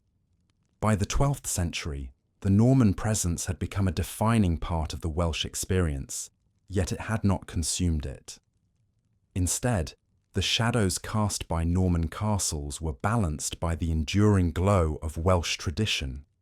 strengthened by poets, princes, farmers, monks, and countless unnamed families who carried their identity quietly through daily life. And beneath the surface of this era, something new was forming. A resurgence of Welsh power that would, for a time, challenge even the mightiest Norman castles. Leaders were rising in the west and north, prepared to reclaim what their ancestors had held. The valleys, always patient, sensed the shift. Change was coming. For soon, the long resistance of Wales would gather itself into a single, remarkable story. One of firelit halls, mountain strongholds, and the last great prince who rose like a bright flame against the encroaching shadows. The stage was set for a leader whose name would echo through Welsh history with unbroken pride. Owain Glyndŵr. As the Norman presence settled into the landscape, Wales entered a period of resilience that shimmered with both struggle and quiet determination. The great stone castles of the Marcher lords dotted the borderlands, their towers casting long shadows across meadows and rivers. Yet in the hearts of the Welsh people and their princes, the dream of independence, of land unbroken and identity unburdened, continued to flicker like a steady flame sheltered beneath cupped hands. For generations, Welsh rulers navigated a delicate dance with the powerful Norman and later English authorities. Some chose diplomacy to preserve their lands, some engaged in small battles to maintain their rights, and others rose fiercely when the balance tipped too far. Through these shifting tides, one region in particular began to rise with growing strength, the northwestern kingdom of Gwynedd. From Gwynedd came a line of rulers whose influence reached across valleys and into distant mines. Gruffudd ap Cynan, once a young exile returning from Ireland, laid the foundations for a resilient dynasty. His descendants carried his legacy of skill, strategy, and cultural preservation. Among them was Llywelyn the Great, a prince whose leadership brought unity, stability, and a renewed sense of purpose to Wales in the early 13th century. Under Llywelyn's steady hand, Wales experienced something rare, a period of coherent leadership that drew scattered lordships and territories into a more unified vision. Gwynedd flourished. Poets sang of stability. Castles built by Welsh rulers stood proudly against the sky, symbols of sovereignty shaped by native hands. Llywelyn forged alliances, strengthened Welsh law, and nurtured a political identity that felt distinctly its own. For a moment, it seemed the dream of a strong, autonomous Wales might hold. But history often turns like a tide, gentle one moment, unforgiving the next. When Llywelyn the Great passed, his successors faced pressures more complex than anything before.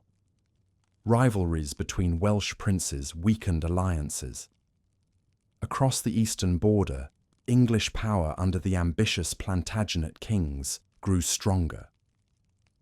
King Edward I, in particular, cast a tall, cold shadow over Wales. He was determined, strategic, and unyielding, and he looked upon Welsh independence with a conqueror's gaze. The conflicts that followed were intense yet deeply grounded in the landscape. Welsh soldiers, swift and familiar with every ridge, challenged Edward's armies with remarkable ingenuity. But Edward brought overwhelming force. He flooded the border with troops, built immense stone castles, Caernarfon, Conwy, Harlech, and more, and strategically encircled Gwynedd until the pressure became unbearable. By the late 13th century, the last native prince of Wales, Llywelyn ap Gruffudd, known as Llywelyn the Last, lost his life in the conflict. With him fell the independent rule of the Welsh princes. Edward's iron ring of castles tightened around the country, and Wales was formally brought under English rule. A chapter closed, not with quiet acceptance, but with grief woven deep into the people's memory. And yet even in sorrow, the story did not end. A seed of longing remained, quiet and patient. For more than a century after the fall of the Welsh princes, Wales existed in a difficult balance. English law stretched over the land, and English lords held power in many regions. But the Welsh people, farmers, shepherds, craftsmen, poets, monks, carried their language and traditions forward like lanterns through a long night. The bards continued to sing. Genealogies preserved ancient lines. Families whispered stories of old rulers, of Gwyned's strength, of the land's own spirit. These memories softened, but never disappeared. They lingered like the evening mist that clings to the slopes of Snowdonia. Then, in the early 15th century, something stirred. A quiet murmur, a flicker of hope, a gathering of discontent. Into this atmosphere stepped Owain Glyndŵr, a nobleman, scholar, soldier, and landowner from the northeast. He was not a prince in title, yet his lineage reached deep into the families of ancient Wales. Owain was known for his wisdom, fairness, and understanding of both Welsh tradition and the wider world. When a dispute with a powerful English lord ignited into injustice, a tension long simmering across the country ripened all at once. In the year 1400, Owain Glyndŵr was proclaimed Prince of Wales by his supporters.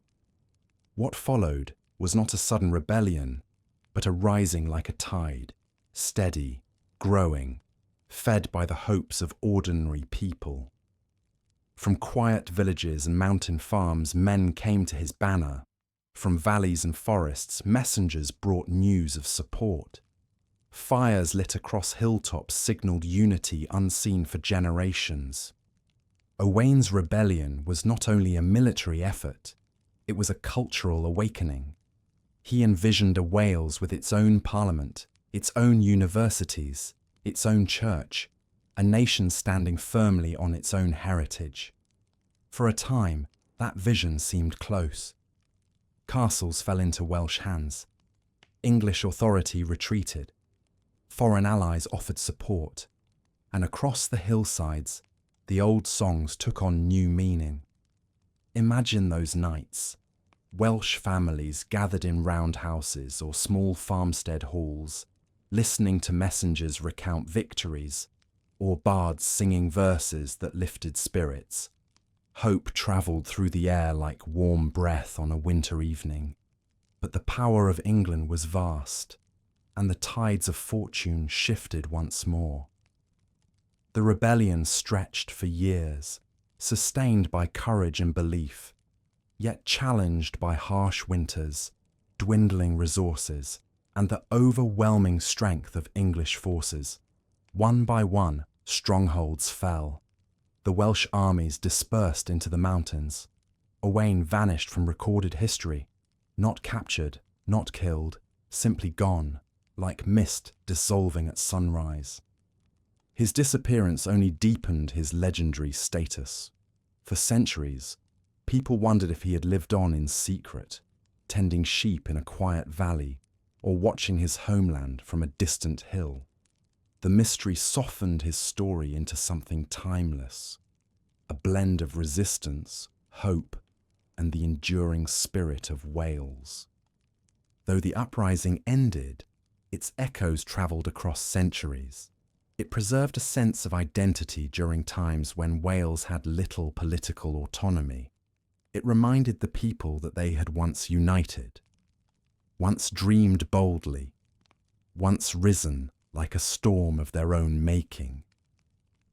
Even in defeat, Glyndŵr gifted Wales something precious, a memory of standing tall.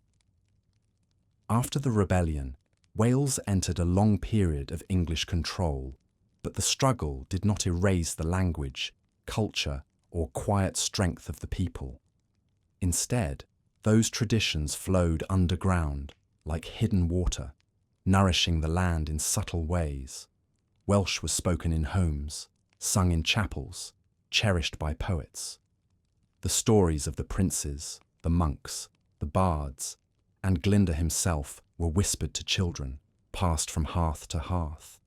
And so, the long resistance, though eventually quelled, grew into something gentler, a lasting hope that lived not in battlefield victories, but in the hearts, voices, and memories of the people.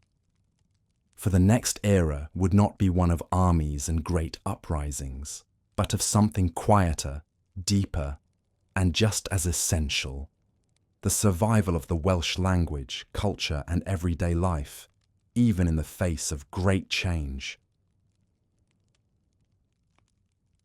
After the embers of Owain Glyndŵr's uprising cooled and the valleys once more fell into their natural rhythm, Wales entered a long and quieter era. There were no sweeping battles now, no great princes rallying armies beneath mountain skies. Instead, the Welsh people lived under the firm rule of English law, their politics constrained, their autonomy dimmed. Yet this was not a time of silence. It was a time of preservation, gentle, steadfast, and profoundly important. For while castles, borders, and powers may rise and fall, a people's soul rests in the things they carry every day: their stories, their songs, their faith, and their language. And in Wales, it was language, Cymraeg, that became the soft shield protecting identity through centuries of change. In the years that followed Glyndŵr's disappearance, many parts of Welsh governance were dismantled or transformed. English law replaced native systems. Land shifted ownership. New officials arrived. Yet in villages tucked between green hills, on farms surrounded by stone walls, and in small market towns shaped by winding lanes, the language of the people continued to flow as naturally as the rivers. Children learned Cymraeg from their parents, picking up its lilting rhythm by the hearth. Farmers spoke it as they guided sheep along hillside paths. Women carried it into the daily songs they sang while weaving or preparing meals. Storytellers shared ancient tales of giants on mountain tops, of enchanted lakes, of princes and poets from long before, passing them down in the warm glow of firelight. In these simple acts, the heart of Wales endured. Unlike many lands where conquest led to sudden linguistic change, Wales clung quietly to its tongue. It was a language shaped by mountains and rain, full of soft consonants and flowing vowels, a language that seemed made to echo across valleys. Those who spoke it felt a deep connection to generations before them, and to something older still: the land itself. During the 16th century, a significant shift occurred when English law formally extended over Wales through the Laws in Wales Acts under King Henry VIII. These acts brought Wales more tightly under English administration and declared English the language of government and the courts. On paper, it might have seemed a victory for assimilation. But beyond legal chambers, daily life looked very different. The hills and farms didn't speak English. The chapels did not preach in English. The households did not share stories in English. Cymraeg lived on with quiet resilience. And soon, something unexpected happened. Something that would strengthen the language in a way no law could extinguish. In 1588, the Welsh bishop William Morgan completed the first full translation of the Bible into Welsh. It was a monumental work, crafted with careful scholarship and deep respect for the language. When it was printed, the effect rippled through Wales like a gentle sunrise illuminating a dark valley. Suddenly, the Welsh people could read sacred scripture in their own tongue, the words of faith interwoven with the sound of their ancestors. Churches adopted the Welsh Bible for worship. Families treasured copies, passing them through generations as cherished heirlooms.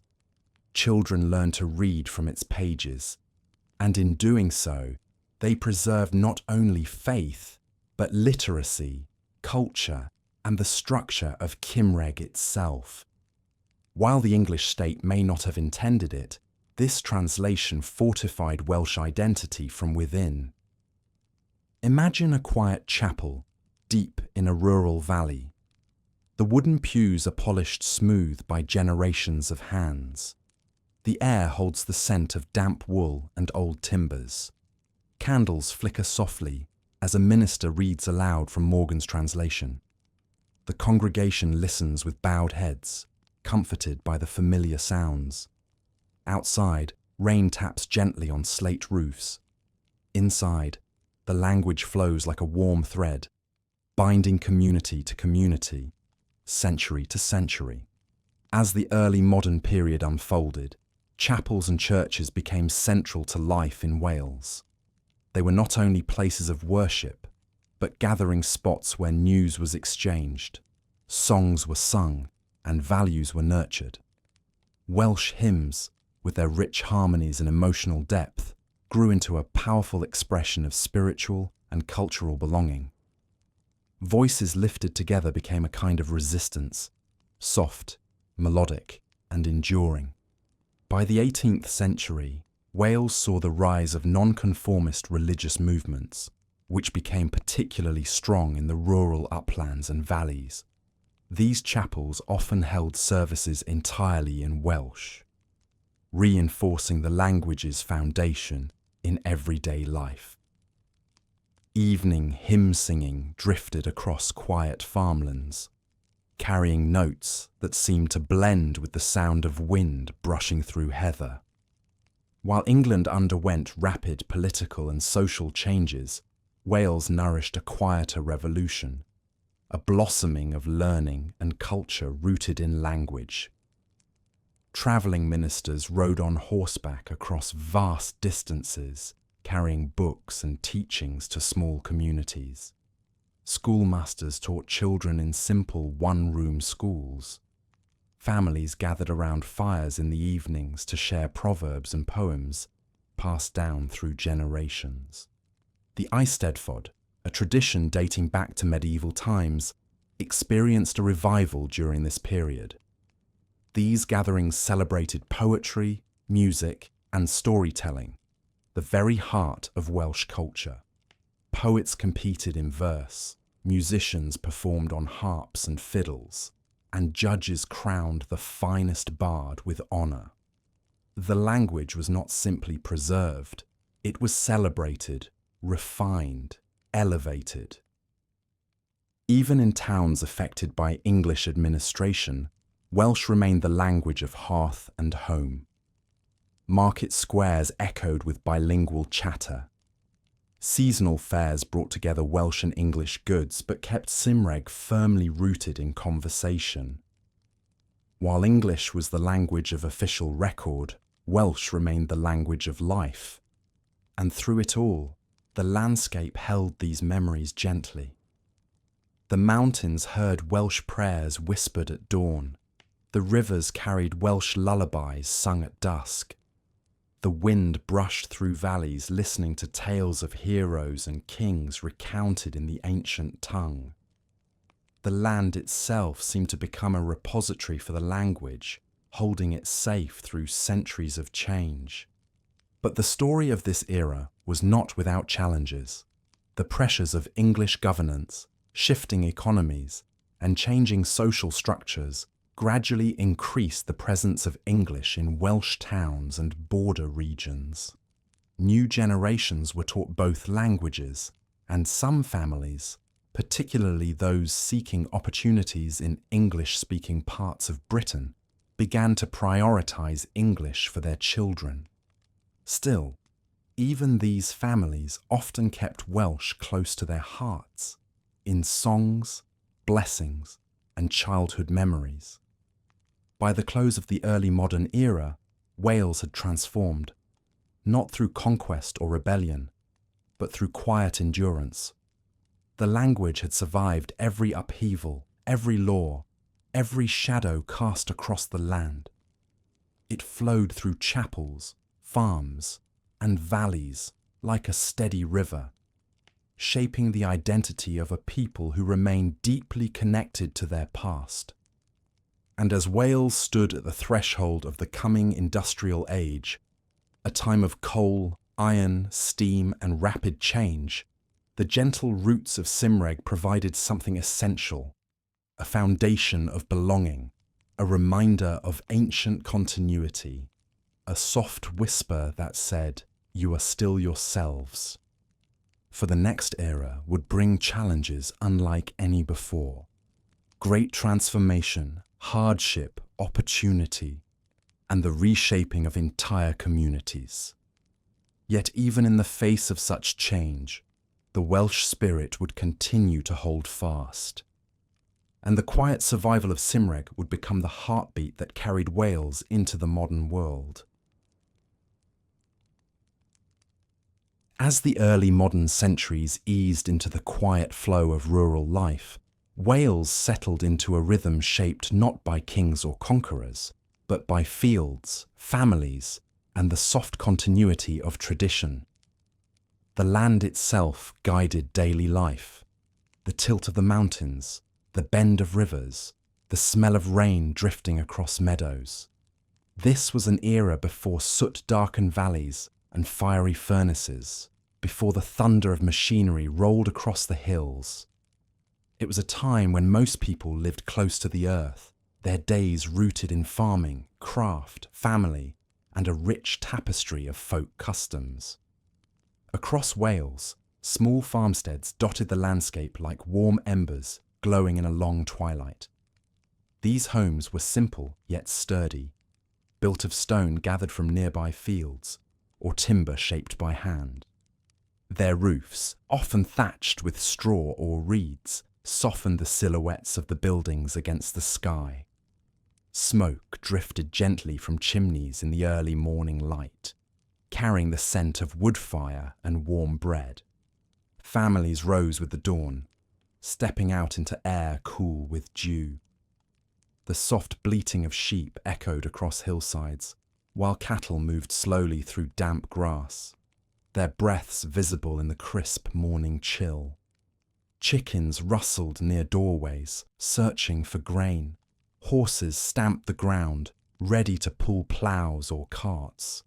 These small sounds were the music of daily life, a soothing chorus of living things moving in harmony with the land.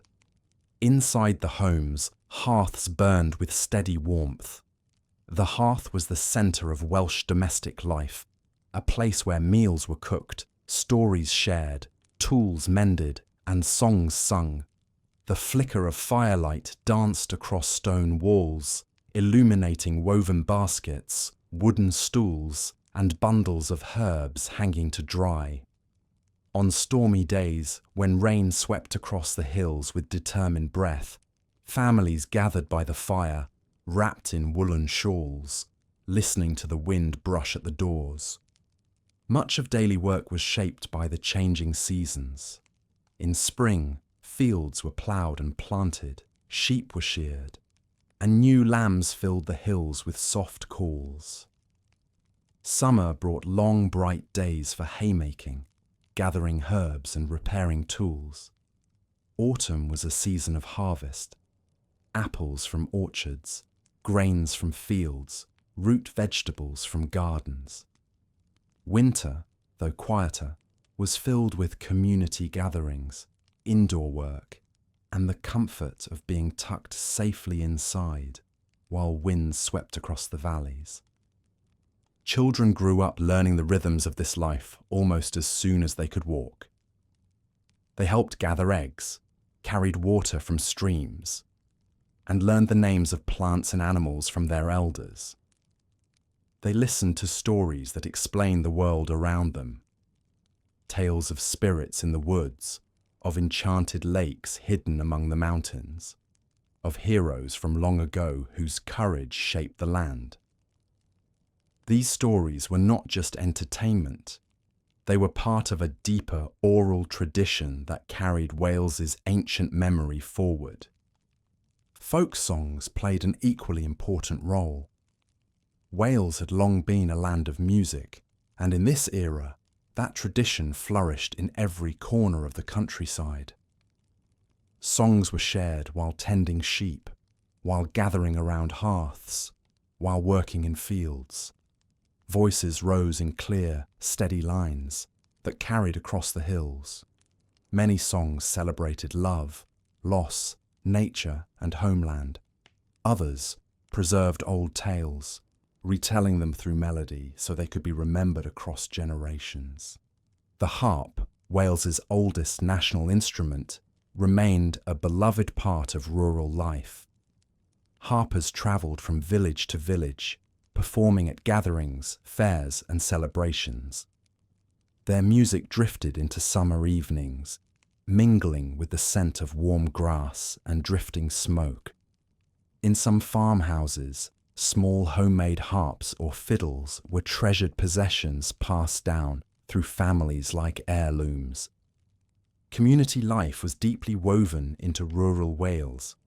Neighbours helped one another during harvests, shared tools, and came together for important events. Weddings were occasions of great joy, marked by feasting, singing and dancing that could last long into the night.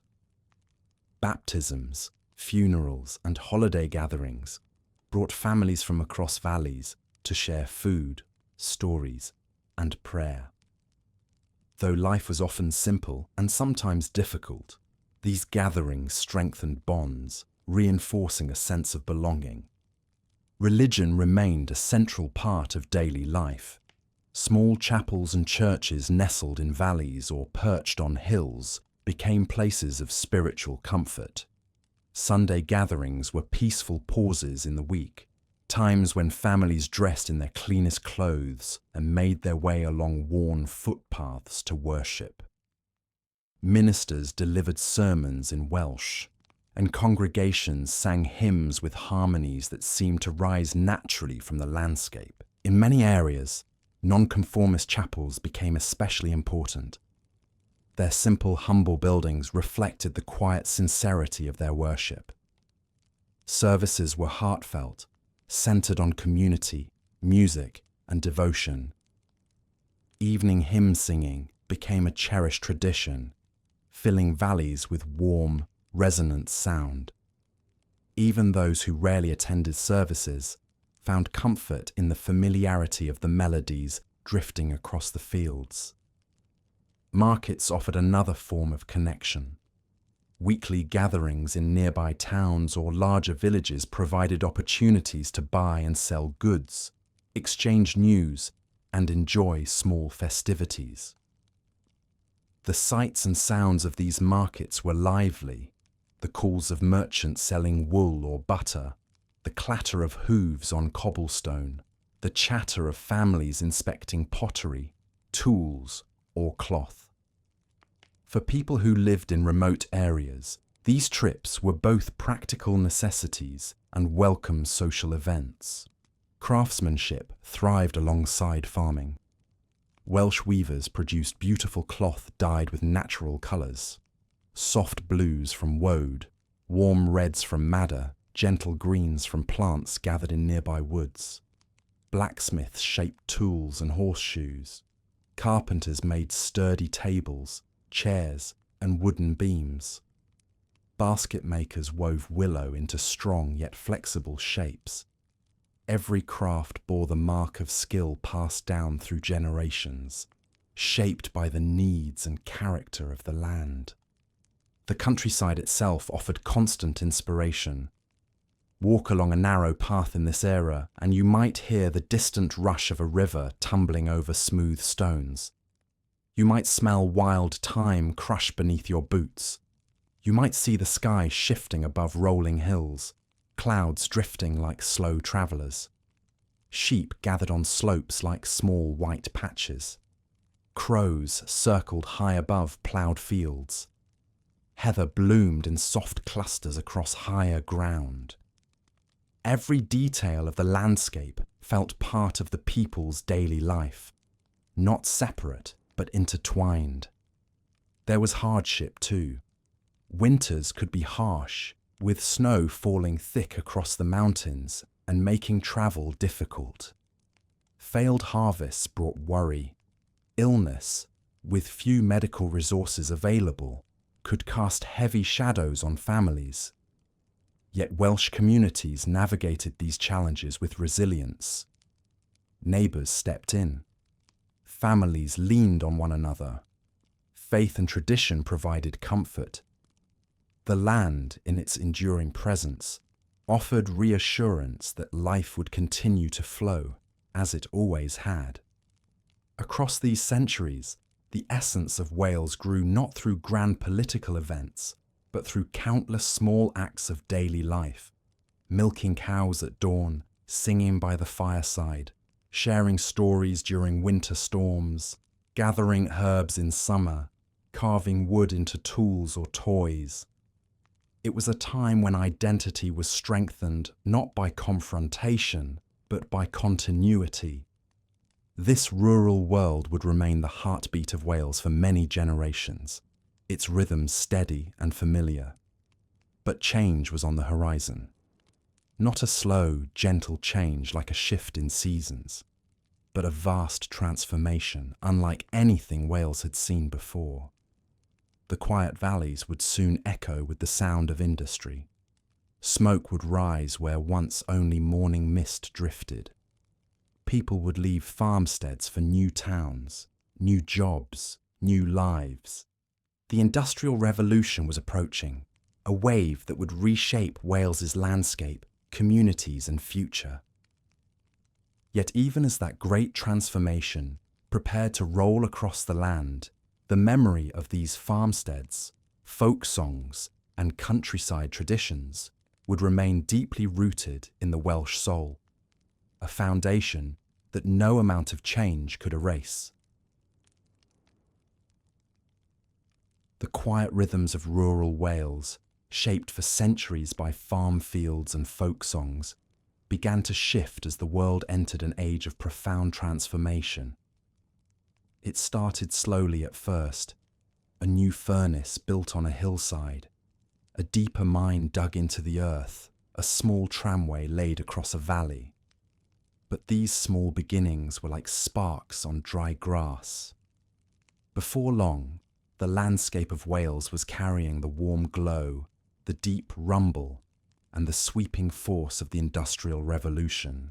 This change did not arrive overnight. It moved gradually, like morning mist lifting from the hills.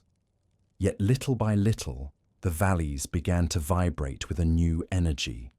The coal seams beneath South Wales, dark, ancient layers formed over millions of years, held an immense power that the world suddenly needed. Coal-lit furnaces, powered engines, heated homes far beyond Wales, and fueled the machinery of an expanding global age. And so, the land that had once given only quiet pastures and grazing slopes now gave something else: fire, strength, and industry. In the early days, the work was small-scale. Men dug shallow pits, using simple tools to extract coal from places where it lay close to the surface. They hauled the black stones in baskets or small carts, their hands roughened by effort, their clothes dusted with fine, dark powder. Families worked together, fathers and sons at the pits, mothers sorting coal or keeping households running with quiet determination. The sense of fresh earth and coal dust mixed with the familiar smells of farm life. But as demand grew, so did the mines. Shafts were dug deeper. Timber beams braced underground tunnels. Water pumps groaned as they kept the passages dry. Horses hauled carts along narrow tracks. Above ground, new structures rose, engine houses, winding towers, and later, towering chimneys.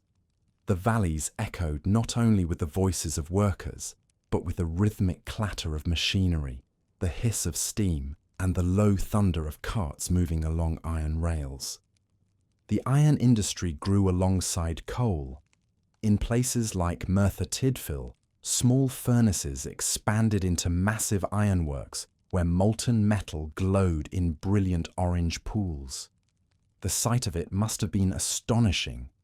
Shimmering heat that lit the faces of workers, sparks flying like fireflies in the dark, and pillars of smoke rising into the air. For people who had grown up with the soft sounds of farming, this new world felt almost otherworldly, louder, faster, brighter. Yet even in these early decades, a certain balance remained. Many families still tended small plots of land, raised chickens, or kept gardens behind their cottages. Children ran through fields after returning from school or chores, their laughter mixing with the distant roar of furnaces. The old countryside did not vanish. It simply lived alongside the new industrial heartbeat. By the mid-19th century, however, the transformation grew overwhelming.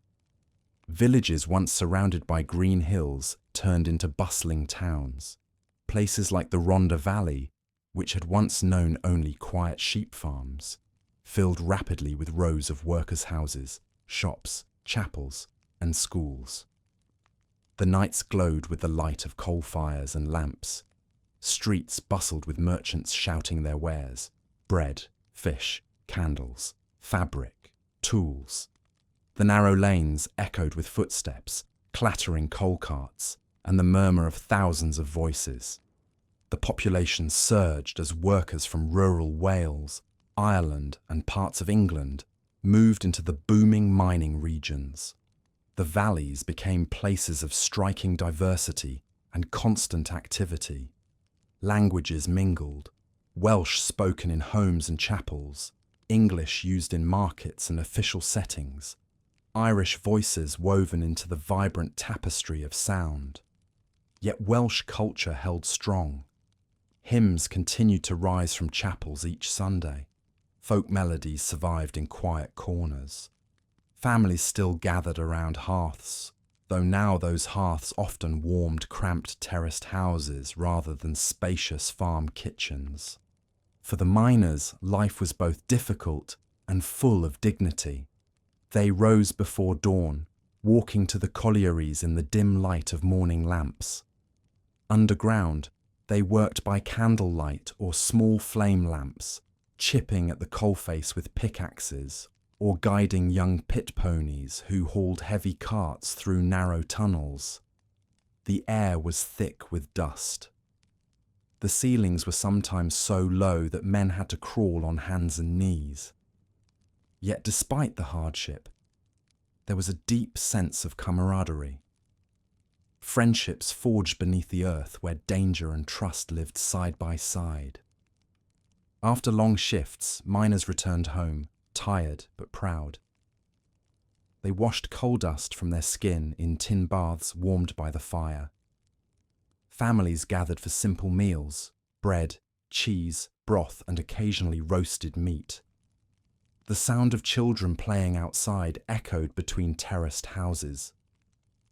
In the evenings, chapels filled with people singing hymns in harmonies so rich they seemed to lift the weary spirits of the entire valley.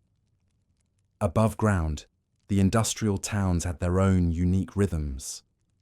Trains rumbled along newly laid tracks, carrying coal to distant ports like Cardiff, Swansea, and Newport. At the docks, ships loaded with steaming black cargo sailed to all corners of the world. Welsh coal powered factories, railways, and ships from South America to the Middle East. In quiet moments, dock workers might have paused to watch the horizon as the sun set behind stacks of loaded vessels. A reminder that this once quiet land had become a vital heartbeat of global industry. Ironworks continued to expand as well. Workers tended blazing furnaces, poured molten metal into moulds, and hammered red-hot iron with rhythmic blows that created a deep, echoing music. Sparks danced in the air like glowing insects. Steam hissed. The air grew warm even in winter. Around these ironworks, communities formed with their own chapels, stores, and gathering places. Life in these industrial centres was loud and intense, yet filled with warmth and humanity. Despite the rapid change, many elements of Welsh tradition remained deeply rooted. Eisteddfodau flourished, celebrating poetry, music, and storytelling. Harpists and singers found audiences eager to preserve their heritage, even as they embraced the new world shaped by coal and iron. Welsh remained widely spoken, its melodic cadence heard in homes, markets, chapels, and workplaces. The language adapted to new realities, gaining words for machinery, mining, and modern life. During this period, there was hardship as well. The mines, though vital, were dangerous places. Accidents occurred, sometimes taking lives and leaving communities in mourning. Families supported one another through these tragedies, gathering in chapels to sing, pray, and share grief. In times of need, the valleys demonstrated remarkable solidarity. Food was shared, children were watched over, and comfort was offered in tender, humble ways. Women played essential roles in this industrial world. They tended households, raised children, took in laundry, sold goods in markets, and worked in surface-level jobs at the mines. Their resilience carried families through tight winters, lean pay periods, and times of uncertainty. Though rarely mentioned in grand historical accounts, their quiet strength held communities together. As the Industrial Revolution progressed, Wales became known not just for coal and iron, but for its astonishing ability to adapt without losing its soul. The valleys roared with new life, yet within the noise, ancient songs still drifted through open windows. The people laboured beneath massive machines, yet whispered stories of old heroes by candlelight. Children grew up surrounded by industry, yet climbed nearby hills to feel the wind that had brushed their ancestors' faces centuries before. The transformation was immense, yet the essence of Wales, its language, its warmth, its sense of community, endured through it all. And as the 19th century gave way to the 20th, something even more human and profound emerged within the mines and ironworks, a strength of community that would carry Wales through its greatest trials, weaving voices together in harmony beneath the weight of a working world. As coal and iron reshaped the valleys of Wales, something equally powerful took form among the people who lived and worked in those new industrial landscapes. It was not forged in furnaces or pulled from deep seams of rock. Instead, it grew quietly in terraced streets, in chapel pews, in shared struggles and shared joys. It was the spirit of community, a warmth so steady and resilient that it became the heart of Welsh identity in the industrial age. The mining towns that sprang up across South Wales were unlike anything the country had seen before. Rows of terraced houses lined the hillsides like threads woven into the land. Narrow streets bustled with life, children running past carts full of coal, women sweeping doorsteps or exchanging stories over small garden walls, and men walking to their shifts with lunch tins in hand. Washing hung from lines between houses, fluttering gently in the valley winds. Coal dust settled on window ledges, but inside every home glowed the familiar warmth of a coal fire and the gentle murmur of family life. Each mining community had its own character, shaped by the rhythm of the colliery that sustained it. The pit was more than a workplace. It was the centre of daily existence. Morning began with a deep whistle of the mine, echoing across the valley like a familiar call. Men walked in groups toward the winding house, their boots crunching on gravel paths. Some spoke quietly, others laughed, and many moved in reflective silence beneath the pale dawn sky. Underground, the world transformed. The miners descended into the earth by cage or ladder, leaving daylight behind as they entered tunnels lit only by small lamps. The air grew cooler and heavier, the ceiling pressed low. The sounds of picks, shovels, creaking timber, and distant carts filled the darkness. Each worker knew his companion's footsteps by sound alone. In this deep, shadowed world, trust and companionship were everything. Despite the danger and difficulty, miners developed a particular kind of closeness. They shared jokes, stories, and songs to keep spirits high. They supported injured workers and comforted anxious newcomers. They memorized the shifts in the earth, listening carefully for the faintest groan of stone that might warn of collapse. Underground, every heartbeat felt connected, not only for survival, but for solidarity. When the shift ended and the men emerged back into daylight, their faces blackened and clothes smudged with dust, the valley seemed almost to welcome them home. Children sometimes ran to greet their fathers, and wives met them at doorways with warm meals waiting. The daily act of returning, safe, tired, grateful, became a ritual that carried deep emotion. The simple sight of a lantern glow through a window or the smell of stew simmering on the hearth soothed the weariness of long hours in the mine. Life above ground had a richness shaped by these shared experiences. Chapels stood at the heart of nearly every community. Their whitewashed walls and pointed roofs rose gently above the rows of houses, offering a place where neighbours could gather to worship, sing, and find comfort.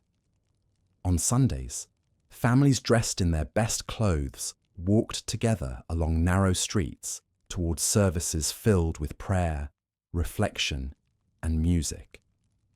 Oh, the music! Welsh chapels singing in this era became one of the country's most enduring cultural treasures. Voices blended in harmonies so powerful they seemed to lift tired spirits skyward. Men who laboured in darkness all week stood tall in pews, singing with notes that filled the rafters. Women's voices carried warmth and clarity, weaving gently through the deep bass tones. Children joined in, learning hymns that had been sung by generations before them. Eisteddfodau, too, found new life in the industrial towns. Poetry competitions, musical performances, and storytelling events brought joy and expression to communities hungry for culture. Miners wrote poems during quiet moments at home. Women composed songs that reflected the rhythm of daily life. Children recited verses at school competitions, their voices filled with both pride and shyness. These gatherings were celebrations of identity, proof that even in the midst of hard work and limited means, creativity flourished. The market days, fairs, and Saturday outings offered small but cherished moments of rest. Families walked along valley roads to visit relatives or to enjoy the countryside that still touched the edges of their towns. Although industry filled the lower slopes with noise and smoke, the higher ridges remained peaceful. Many miners found solace in these open spaces, breathing the crisp air and watching distant horizons after days spent underground. Inside the terraced homes, evenings were gentle. Firelight cast warm shadows on walls decorated with family photographs, treasured prayer books, and perhaps a simple tapestry. Women mended clothes or prepared meals while children played with carved toys or read small books borrowed from the chapel library. Men talked quietly with neighbours or smoked pipes near the fire. Some homes had small, upright pianos, and children practiced simple melodies while parents listened proudly. In this era, Welsh communities became known for something remarkable: their unity. When a family struggled, neighbours helped without hesitation. When sickness spread, chapels organised food, support, and prayer. When accidents occurred in the mines, a reality that cast occasional, heart-wrenching shadows, the valley did not suffer alone. Entire towns gathered to mourn, to comfort, and to rebuild their strength. Women organised collections of food and clothing. Men took in the children of lost friends during the day. Collections were raised so that no family was left abandoned in tragedy. Such acts of compassion were not rare. They were woven into the fabric of community life. Hardship did not divide the people of the valleys. It bound them even closer. Education also grew in importance. Schools, often small and modest, played a vital role in teaching reading, writing, numbers, and Welsh cultural pride. Children learned hymns, poems, and stories from local history. Though English increasingly shaped the world beyond Wales, many teachers encouraged bilingual education, ensuring that children could navigate the new industrial world without losing the old one. And through all these changes, the land watched over the communities as it always had. Valleys rang with the new sounds of trains and machinery, yet the mountains remained steady and protective. Streams still glimmered beneath willow trees. Heather still blossomed on high ridges. Skylarks still rose into the skies each morning, carrying a hint of the world that had existed long before the collieries. As the 20th century approached, the industrial valleys were full of life, vibrant, hard-working, resilient. Families that had once lived on isolated farms were now part of bustling towns of thousands. Communities of mixed backgrounds lived side by side, finding unity through shared labour and shared song. The Welsh language remained strong in many areas, spoken in homes, chapels, and markets. Even where English became more common, the melodies, vowels, and spirit of Welsh culture remained unmistakable. Yet nothing stays unchanged forever. The very industries that had built these communities would eventually begin to falter. Coal seams would grow harder to reach, markets would shift, ironworks would struggle, and the valleys that had once thundered with life would soon enter a new chapter, one of uncertainty, adaptation, and renewal. But before that next chapter unfolded, the industrial age left behind something precious, a legacy of solidarity, creativity, and unbreakable community. For in those songs sung underground and in chapel halls, in the shared hardships and shared joys, the Welsh spirit found a deeper strength, one that would carry it into every challenge yet to come. As the 20th century dawned, Wales stood at a crossroads between the world it had built in the soot-lined valleys and the world it wished to preserve within its heart. The mines still roared with life, ironworks still glowed, and terraced streets were filled with the comforting hum of busy communities. Yet beneath the surface, something quieter was stirring, a profound longing to reclaim, celebrate, and renew the culture that had shaped Wales across centuries. It began gently, like a distant melody drifting through an open window.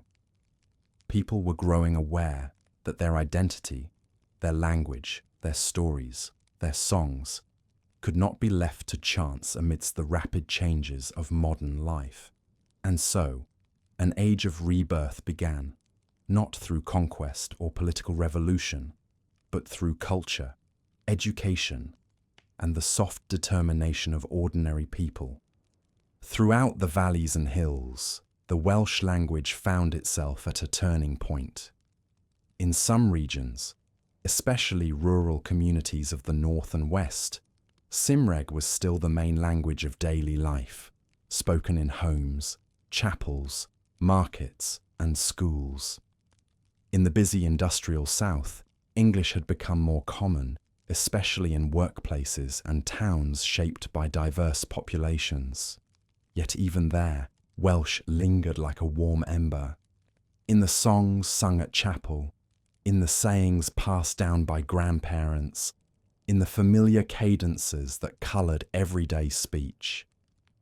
As the modern world grew louder and more hurried, many Welsh people began to feel a renewed responsibility to protect their heritage. Writers, teachers, ministers, and community leaders started to gather in small meetings, discussing how best to preserve what they loved. Their efforts were humble at first: night classes for adults learning to read and write Welsh, small groups sharing poetry, families making sure children heard the old stories. But small efforts, carried by many hands, soon formed something powerful.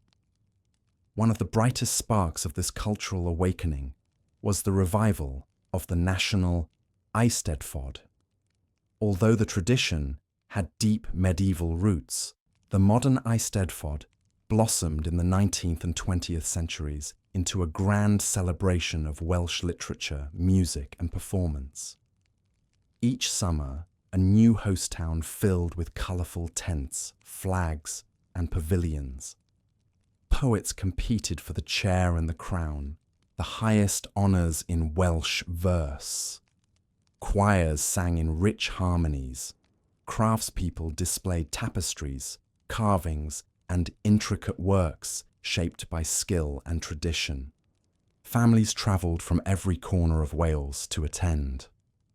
Upon entering the festival grounds, visitors were greeted by the rising hum of languages, the scent of fresh bread from local stalls, the sight of children running between exhibitions, and the sound of harps carried on the air.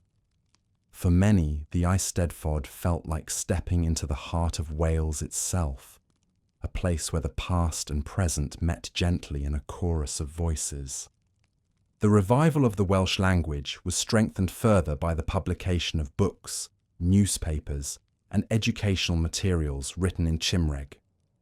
Writers such as Saunders Lewis, Kate Roberts, and T.H. Parry Williams illuminated Welsh literature with stories, essays, and poems that captured both the beauty and struggles of their homeland.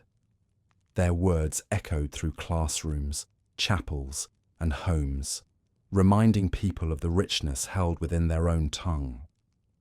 At the same time, new movements began to form, not out of anger, but out of love. Groups dedicated to protecting the language and culture organised with calm determination. Their goal was simple: to keep Cymraeg alive for future generations. They campaigned for bilingual road signs, Welsh medium schools, and increased access to cultural resources. Parents began sending their children to Welsh language schools, ensuring that the next generation would grow up speaking the words carried through centuries of history. In villages and towns, small Welsh bookshops opened, offering stories for children, poetry collections, historical accounts, and hymnals. Teachers encouraged students to write in their native language. Chapels held bilingual services to welcome both long-time speakers and newcomers. Slowly, gently, the language strengthened its roots. Even as Wales embraced this cultural revival, The industrial valleys were undergoing their own transformation. The early 20th century brought waves of change, some hopeful, some difficult. New technologies improved mining and steelwork, but also made certain jobs disappear. Economic swings brought periods of hardship, unemployment, and uncertain futures. The valleys that had once thundered with constant work sometimes grew quiet, their iconic coal tips standing like dark silhouettes against the sky. Yet in these moments of challenge, Welsh communities leaned even more deeply into their cultural strengths. When mines struggled or closed, chapels became lifelines, offering not only spiritual comfort, but practical support. Choirs gathered more often, their rehearsals bringing people together in harmony that soothed heavy hearts. Local halls hosted storytelling circles, dances, and small eisteddfodau that uplifted communities longing for joy. In many ways, the harder life became, the more fiercely the Welsh spirit shone. By mid-century, radio and television offered new opportunities for Welsh culture to reach wider audiences. Welsh language programmes began to appear, carrying familiar voices into living rooms across the country. Dramatic plays, news broadcasts, children's shows, and musical performances helped weave Cymraeg into the fabric of everyday modern life. Even families who did not speak the language felt its warmth, its musicality, its sense of home. And all the while, the landscape continued its quiet companionship. Though mines changed the valleys, the mountains remained steady and ancient. The coastline stretched beneath shifting skies, dotted with fishing villages that seemed untouched by time. Rivers continued their slow, patient flow, reflecting the resilience of the people who lived beside them. Even in the midst of industrial upheaval, nature offered places of solace. Hills where old footpaths wound upward toward open air, or forests where birdsong still echoed through green canopies.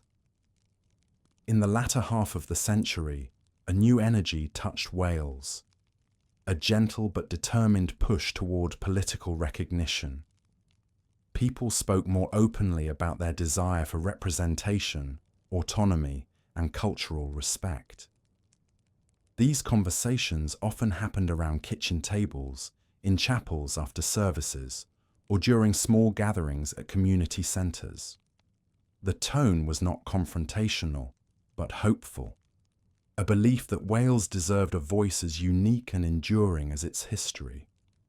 This hope eventually led to meaningful change. Through patient advocacy and democratic steps, Wales gained greater political autonomy, culminating in the establishment of the Welsh Assembly, later Senedd Cymru, giving the nation a renewed ability to shape its own future. This achievement felt like a quiet vindication, not of warfare or rebellion, but of centuries of steadfastness, resilience, and unity. As the 20th century drew to a close, Wales had become a place where ancient traditions and modern life coexisted with gentle balance. The coal industry that once defined the valleys had waned, leaving behind both sorrowful memories and cherished stories. Yet in its place grew new industries, new opportunities, and new cultural expressions. The most enduring legacy, however, was something older than any mine or machine: the voice of Wales, a voice carried in hymns sung by choirs, in poetry recited at eisteddfodau, in the rhythmic rise and fall of Cymraeg spoken at family tables, in the quiet determination of a people who had never forgotten who they were. And as Wales prepared to step into a new century, this voice, warm, melodic, and full of history, became a guiding light. For the modern world was arriving, and with it would come transformation, confidence, and a renewed celebration of Welsh identity. As the 20th century eased toward its later decades, Wales found itself standing between memory and possibility, carrying the weight of its long history with a quiet dignity. The industrial valleys that once thundered with the sound of coal cutting and steel forging now grew still, their great furnaces cooling like embers at the end of a long night. Yet even as the physical landscape changed, the spirit of Wales, shaped by centuries of resilience, song, language, and community, began to rise into a new light. In many parts of the country, the closure of mines had left deep emotional shadows. Generations of families, tied so closely to the rhythm of the collieries, felt adrift in a suddenly quiet world. The winding towers stood motionless. The long trains that once carried coal to distant ports no longer rattled through the valleys. Streets that had bustled with the energy of working men now carried a softer, slower pace. For a time, it felt as though an entire way of life had slipped softly into the past. But within this stillness, something gentle and unexpected began to grow. Communities, long accustomed to supporting one another through hardship, leaned into their strengths. Chapels became gathering places not only for worship, but for conversation, planning, and renewed connection. Terraced streets, though quieter, remained warm with the sound of neighbours greeting one another from doorsteps. And across Wales, people began searching for ways to honour their heritage while reaching for a future with new promise. One of the first bright threads of this new era was the growing focus on education and culture. Welsh medium schools, once rare and limited to certain regions, began to flourish. Parents who had grown up primarily hearing English wanted their children to know the language of their ancestors, not only as a subject in school, but as a living, breathing part of everyday life. These new schools filled classrooms with the melodic sound of Cymraeg, nurturing a new generation of confident Welsh speakers. Imagine a school nestled in a valley or perched on the edge of a small town. The laughter of children echoing through the playground, the chatter of teachers welcoming them through doors painted in bright colours. Inside, walls are adorned with maps of Wales, pictures of writers and poets, and phrases written in Welsh script. Tiny hands trace letters formed from a language thousands of years old, yet still full of energy and relevance. In these classrooms, the past and future sit together as comfortably as children around a shared table.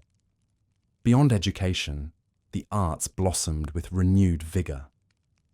Writers explored Welsh identity in novels, short stories, and poetry.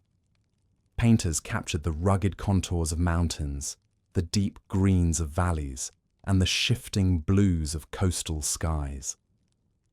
Musicians blended traditional folk melodies with contemporary styles, creating songs that felt both ancient and refreshingly new. Wales, long known as a land of song, found itself stepping into the modern world with creativity as its guide. This cultural awakening extended to the stage and screen. Welsh actors brought their deep, expressive voices to theatres and films that reached audiences far beyond the borders of the country. Television programmes in Welsh strengthened the presence of Cymraeg in homes where it had once faded. Documentaries showcase the beauty of the landscape, from the craggy cliffs of Pembrokeshire to the wind-swept peaks of Snowdonia. Families gathered in living rooms, watching familiar valleys and coastlines appear on the screen, feeling a renewed sense of belonging. As the century progressed, Wales began to take greater steps toward political recognition. The quiet determination that had guided the nation through centuries of challenge now found expression in democratic action. Movements calling for greater self-governance grew steady and strong. People gathered peacefully at community centres, in town halls, and even in local pubs, discussing what a more autonomous Wales might look like. These conversations were rooted not in confrontation, but in hope, a belief that Wales could shape its future with the same resilience it had shown for centuries. This hope took tangible form in 1999, when the National Assembly for Wales, now known as the Senedd, was established. It was a turning point in the modern story of Wales. No longer merely a region of a larger state, Wales gained a voice through which it could make decisions about its own health services, education, culture, and community life. The inauguration of the Assembly was met with quiet pride across the country. Some people watched the ceremony on television from their modest living rooms, cups of tea warming their hands. Others gathered in small groups to talk about what the future might bring. Children in schools learned about this important moment, sensing that they were witnessing a chapter of history being written in real time. Wales, after centuries of struggle and endurance, had taken a gentle but firm step towards self-expression and recognition. The early years of the Assembly saw efforts to support communities that had suffered economic hardship after the decline of heavy industries. Regeneration projects brought new life to derelict buildings and empty town centres. Old coal tips were landscaped into green spaces. Rivers once clouded by industrial activity began to run clearer. The land, long burdened by smoke and dust, exhaled softly as nature found space to breathe again. In the countryside, farming communities continued their ancient traditions, tending sheep, cultivating fields, and working with a closeness to the land that remained unchanged by time. In the north and west, Welsh remained the daily language of many families, spoken over breakfast tables, in small shops, and along coastal paths where villagers greeted one another as they had for generations. Tourists from other countries began to visit in greater numbers, drawn by the beauty of the landscape and the warmth of Welsh hospitality. Many were surprised to hear Welsh spoken around them, a reminder that ancient languages can endure when carried lovingly from parent to child. The renewed sense of cultural pride found its way into festivals, events, and community gatherings. The National Eisteddfod continued to draw thousands each year, its tents filled with poetry, music, and art. The Eisteddfod focused on young people, encouraged children and teenagers to celebrate talent and creativity. New Welsh language music festivals emerged, bringing together traditional harps and contemporary guitars in joyful harmony. And through all this, the spirit of Welsh community, that quiet strength forged in mines, on farms, and around hearths, remained a guiding presence. Even in busy modern towns, neighbours supported one another with warmth and generosity. When storms damaged homes, volunteers appeared with tools and blankets. When elderly residents struggled with errands, younger villagers offered rides or delivered groceries. Schools organised performances that brought families together. Chapels and churches, though fewer in number, continued to host holiday meals, concerts, and charity events. The Welsh sense of identity blended past and present with gentle confidence. A teenager in jeans and headphones might still sing old folk melodies. A farmer using modern machinery might tell his child stories, his own grandparents once whispered by candlelight. Families watched global films and shows, yet kept a shelf of Welsh books and hymnals close to the hearth. The modern world arrived in Wales, but Wales greeted it without losing itself. Technology also brought new opportunities. The internet allowed Welsh speakers to connect across regions, share resources, and strengthen their linguistic community. Online classes helped adults learn Welsh or return to the language of their childhood. Social media carried poems, songs, and videos that celebrated Welsh humour, landscape, and history. Young Welsh creators began sharing content that blended ancient identity with modern creativity, sparking pride among viewers both near and far. Meanwhile, the natural beauty of Wales became increasingly valued. National parks such as Snowdonia, the Brecon Beacons, and Pembrokeshire Coast drew hikers, birdwatchers, and families seeking the restorative peace of wide landscapes. The mountains, long silent witnesses to centuries of joy and hardship, found new voices echoing along their trails, laughter, conversation, and the gentle rhythm of footsteps. Coastal towns flourished as people rediscovered the charm of fishing villages, sandy coves, and rugged cliffs shaped by endless waves. In these moments, walking along a windswept beach, climbing a quiet mountain path, hearing the distant bleating of sheep, people felt the presence of something older and deeper. It was as though the land itself whispered its long memory, reminding them of the countless generations who had stood in the same places, gazed at the same horizons, and felt the same winds brush their cheeks. By the early 21st century, Wales had grown into a place where tradition and modernity lived gently side by side. The country embraced renewable energy, new businesses, and contemporary arts, even as it preserved folk crafts, historic sites, and age-old practices. The Welsh language continued its quiet resurgence, spoken in schools, workplaces, and homes. Music thrived in forms both classical and contemporary, and the sense of community, that warm, steady thread stretching through the ages, remained the heartbeat of Welsh life. Wales, once shaped by invasions, rebellions, coal and iron, now stepped confidently into a future shaped by creativity, culture, compassion, and connection. It walked forward with the same quiet strength that had carried it through centuries, rooted in land, language, and love.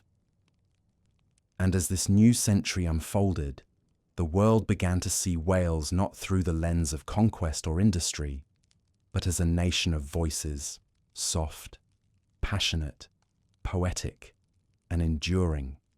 For the story of Wales was not ending.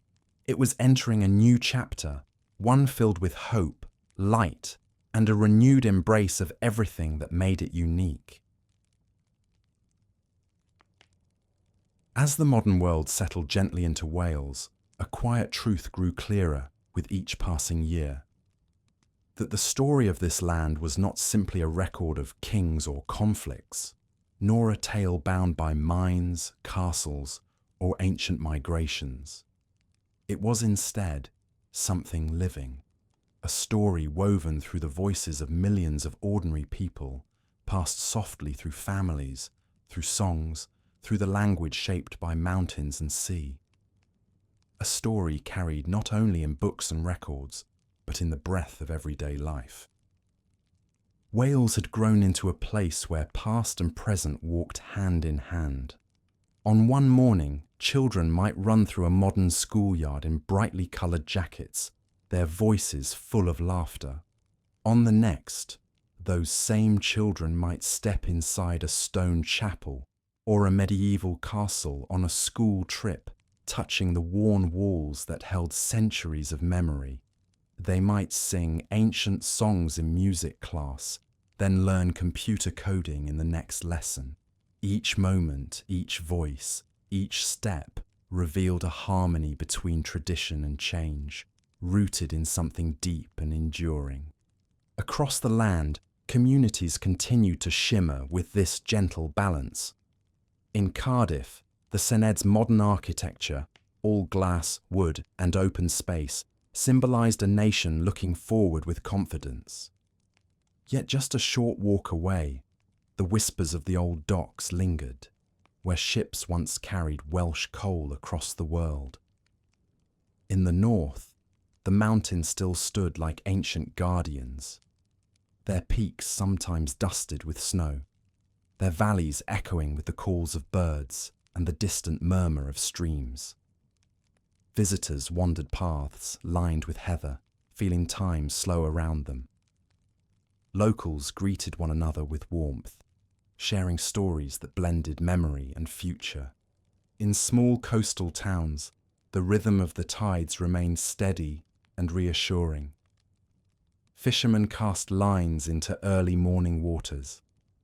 Families walked along sandy beaches at twilight, leaving gentle footprints that the waves would later smooth away.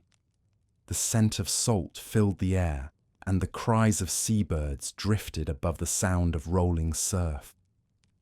Here, as always, the sea carried both mystery and comfort, a reminder that Wales had long been shaped by the meeting of land and ocean, and in the rural heartlands, life retained its familiar softness. Sheep grazed on green hillsides as they had for centuries. Narrow lanes wound between hedgerows alive with birdsong. Farmhouses, some older than memory itself, kept warm lights glowing in their windows as evening settled.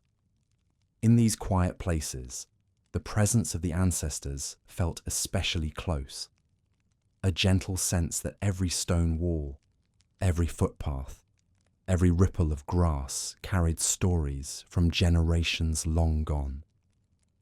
The Welsh language continued to flow through all these places like a quiet river connecting past to present. Children learned Cymraeg in schools.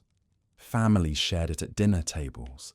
Friends laughed in it as they walked home from shops or cafes.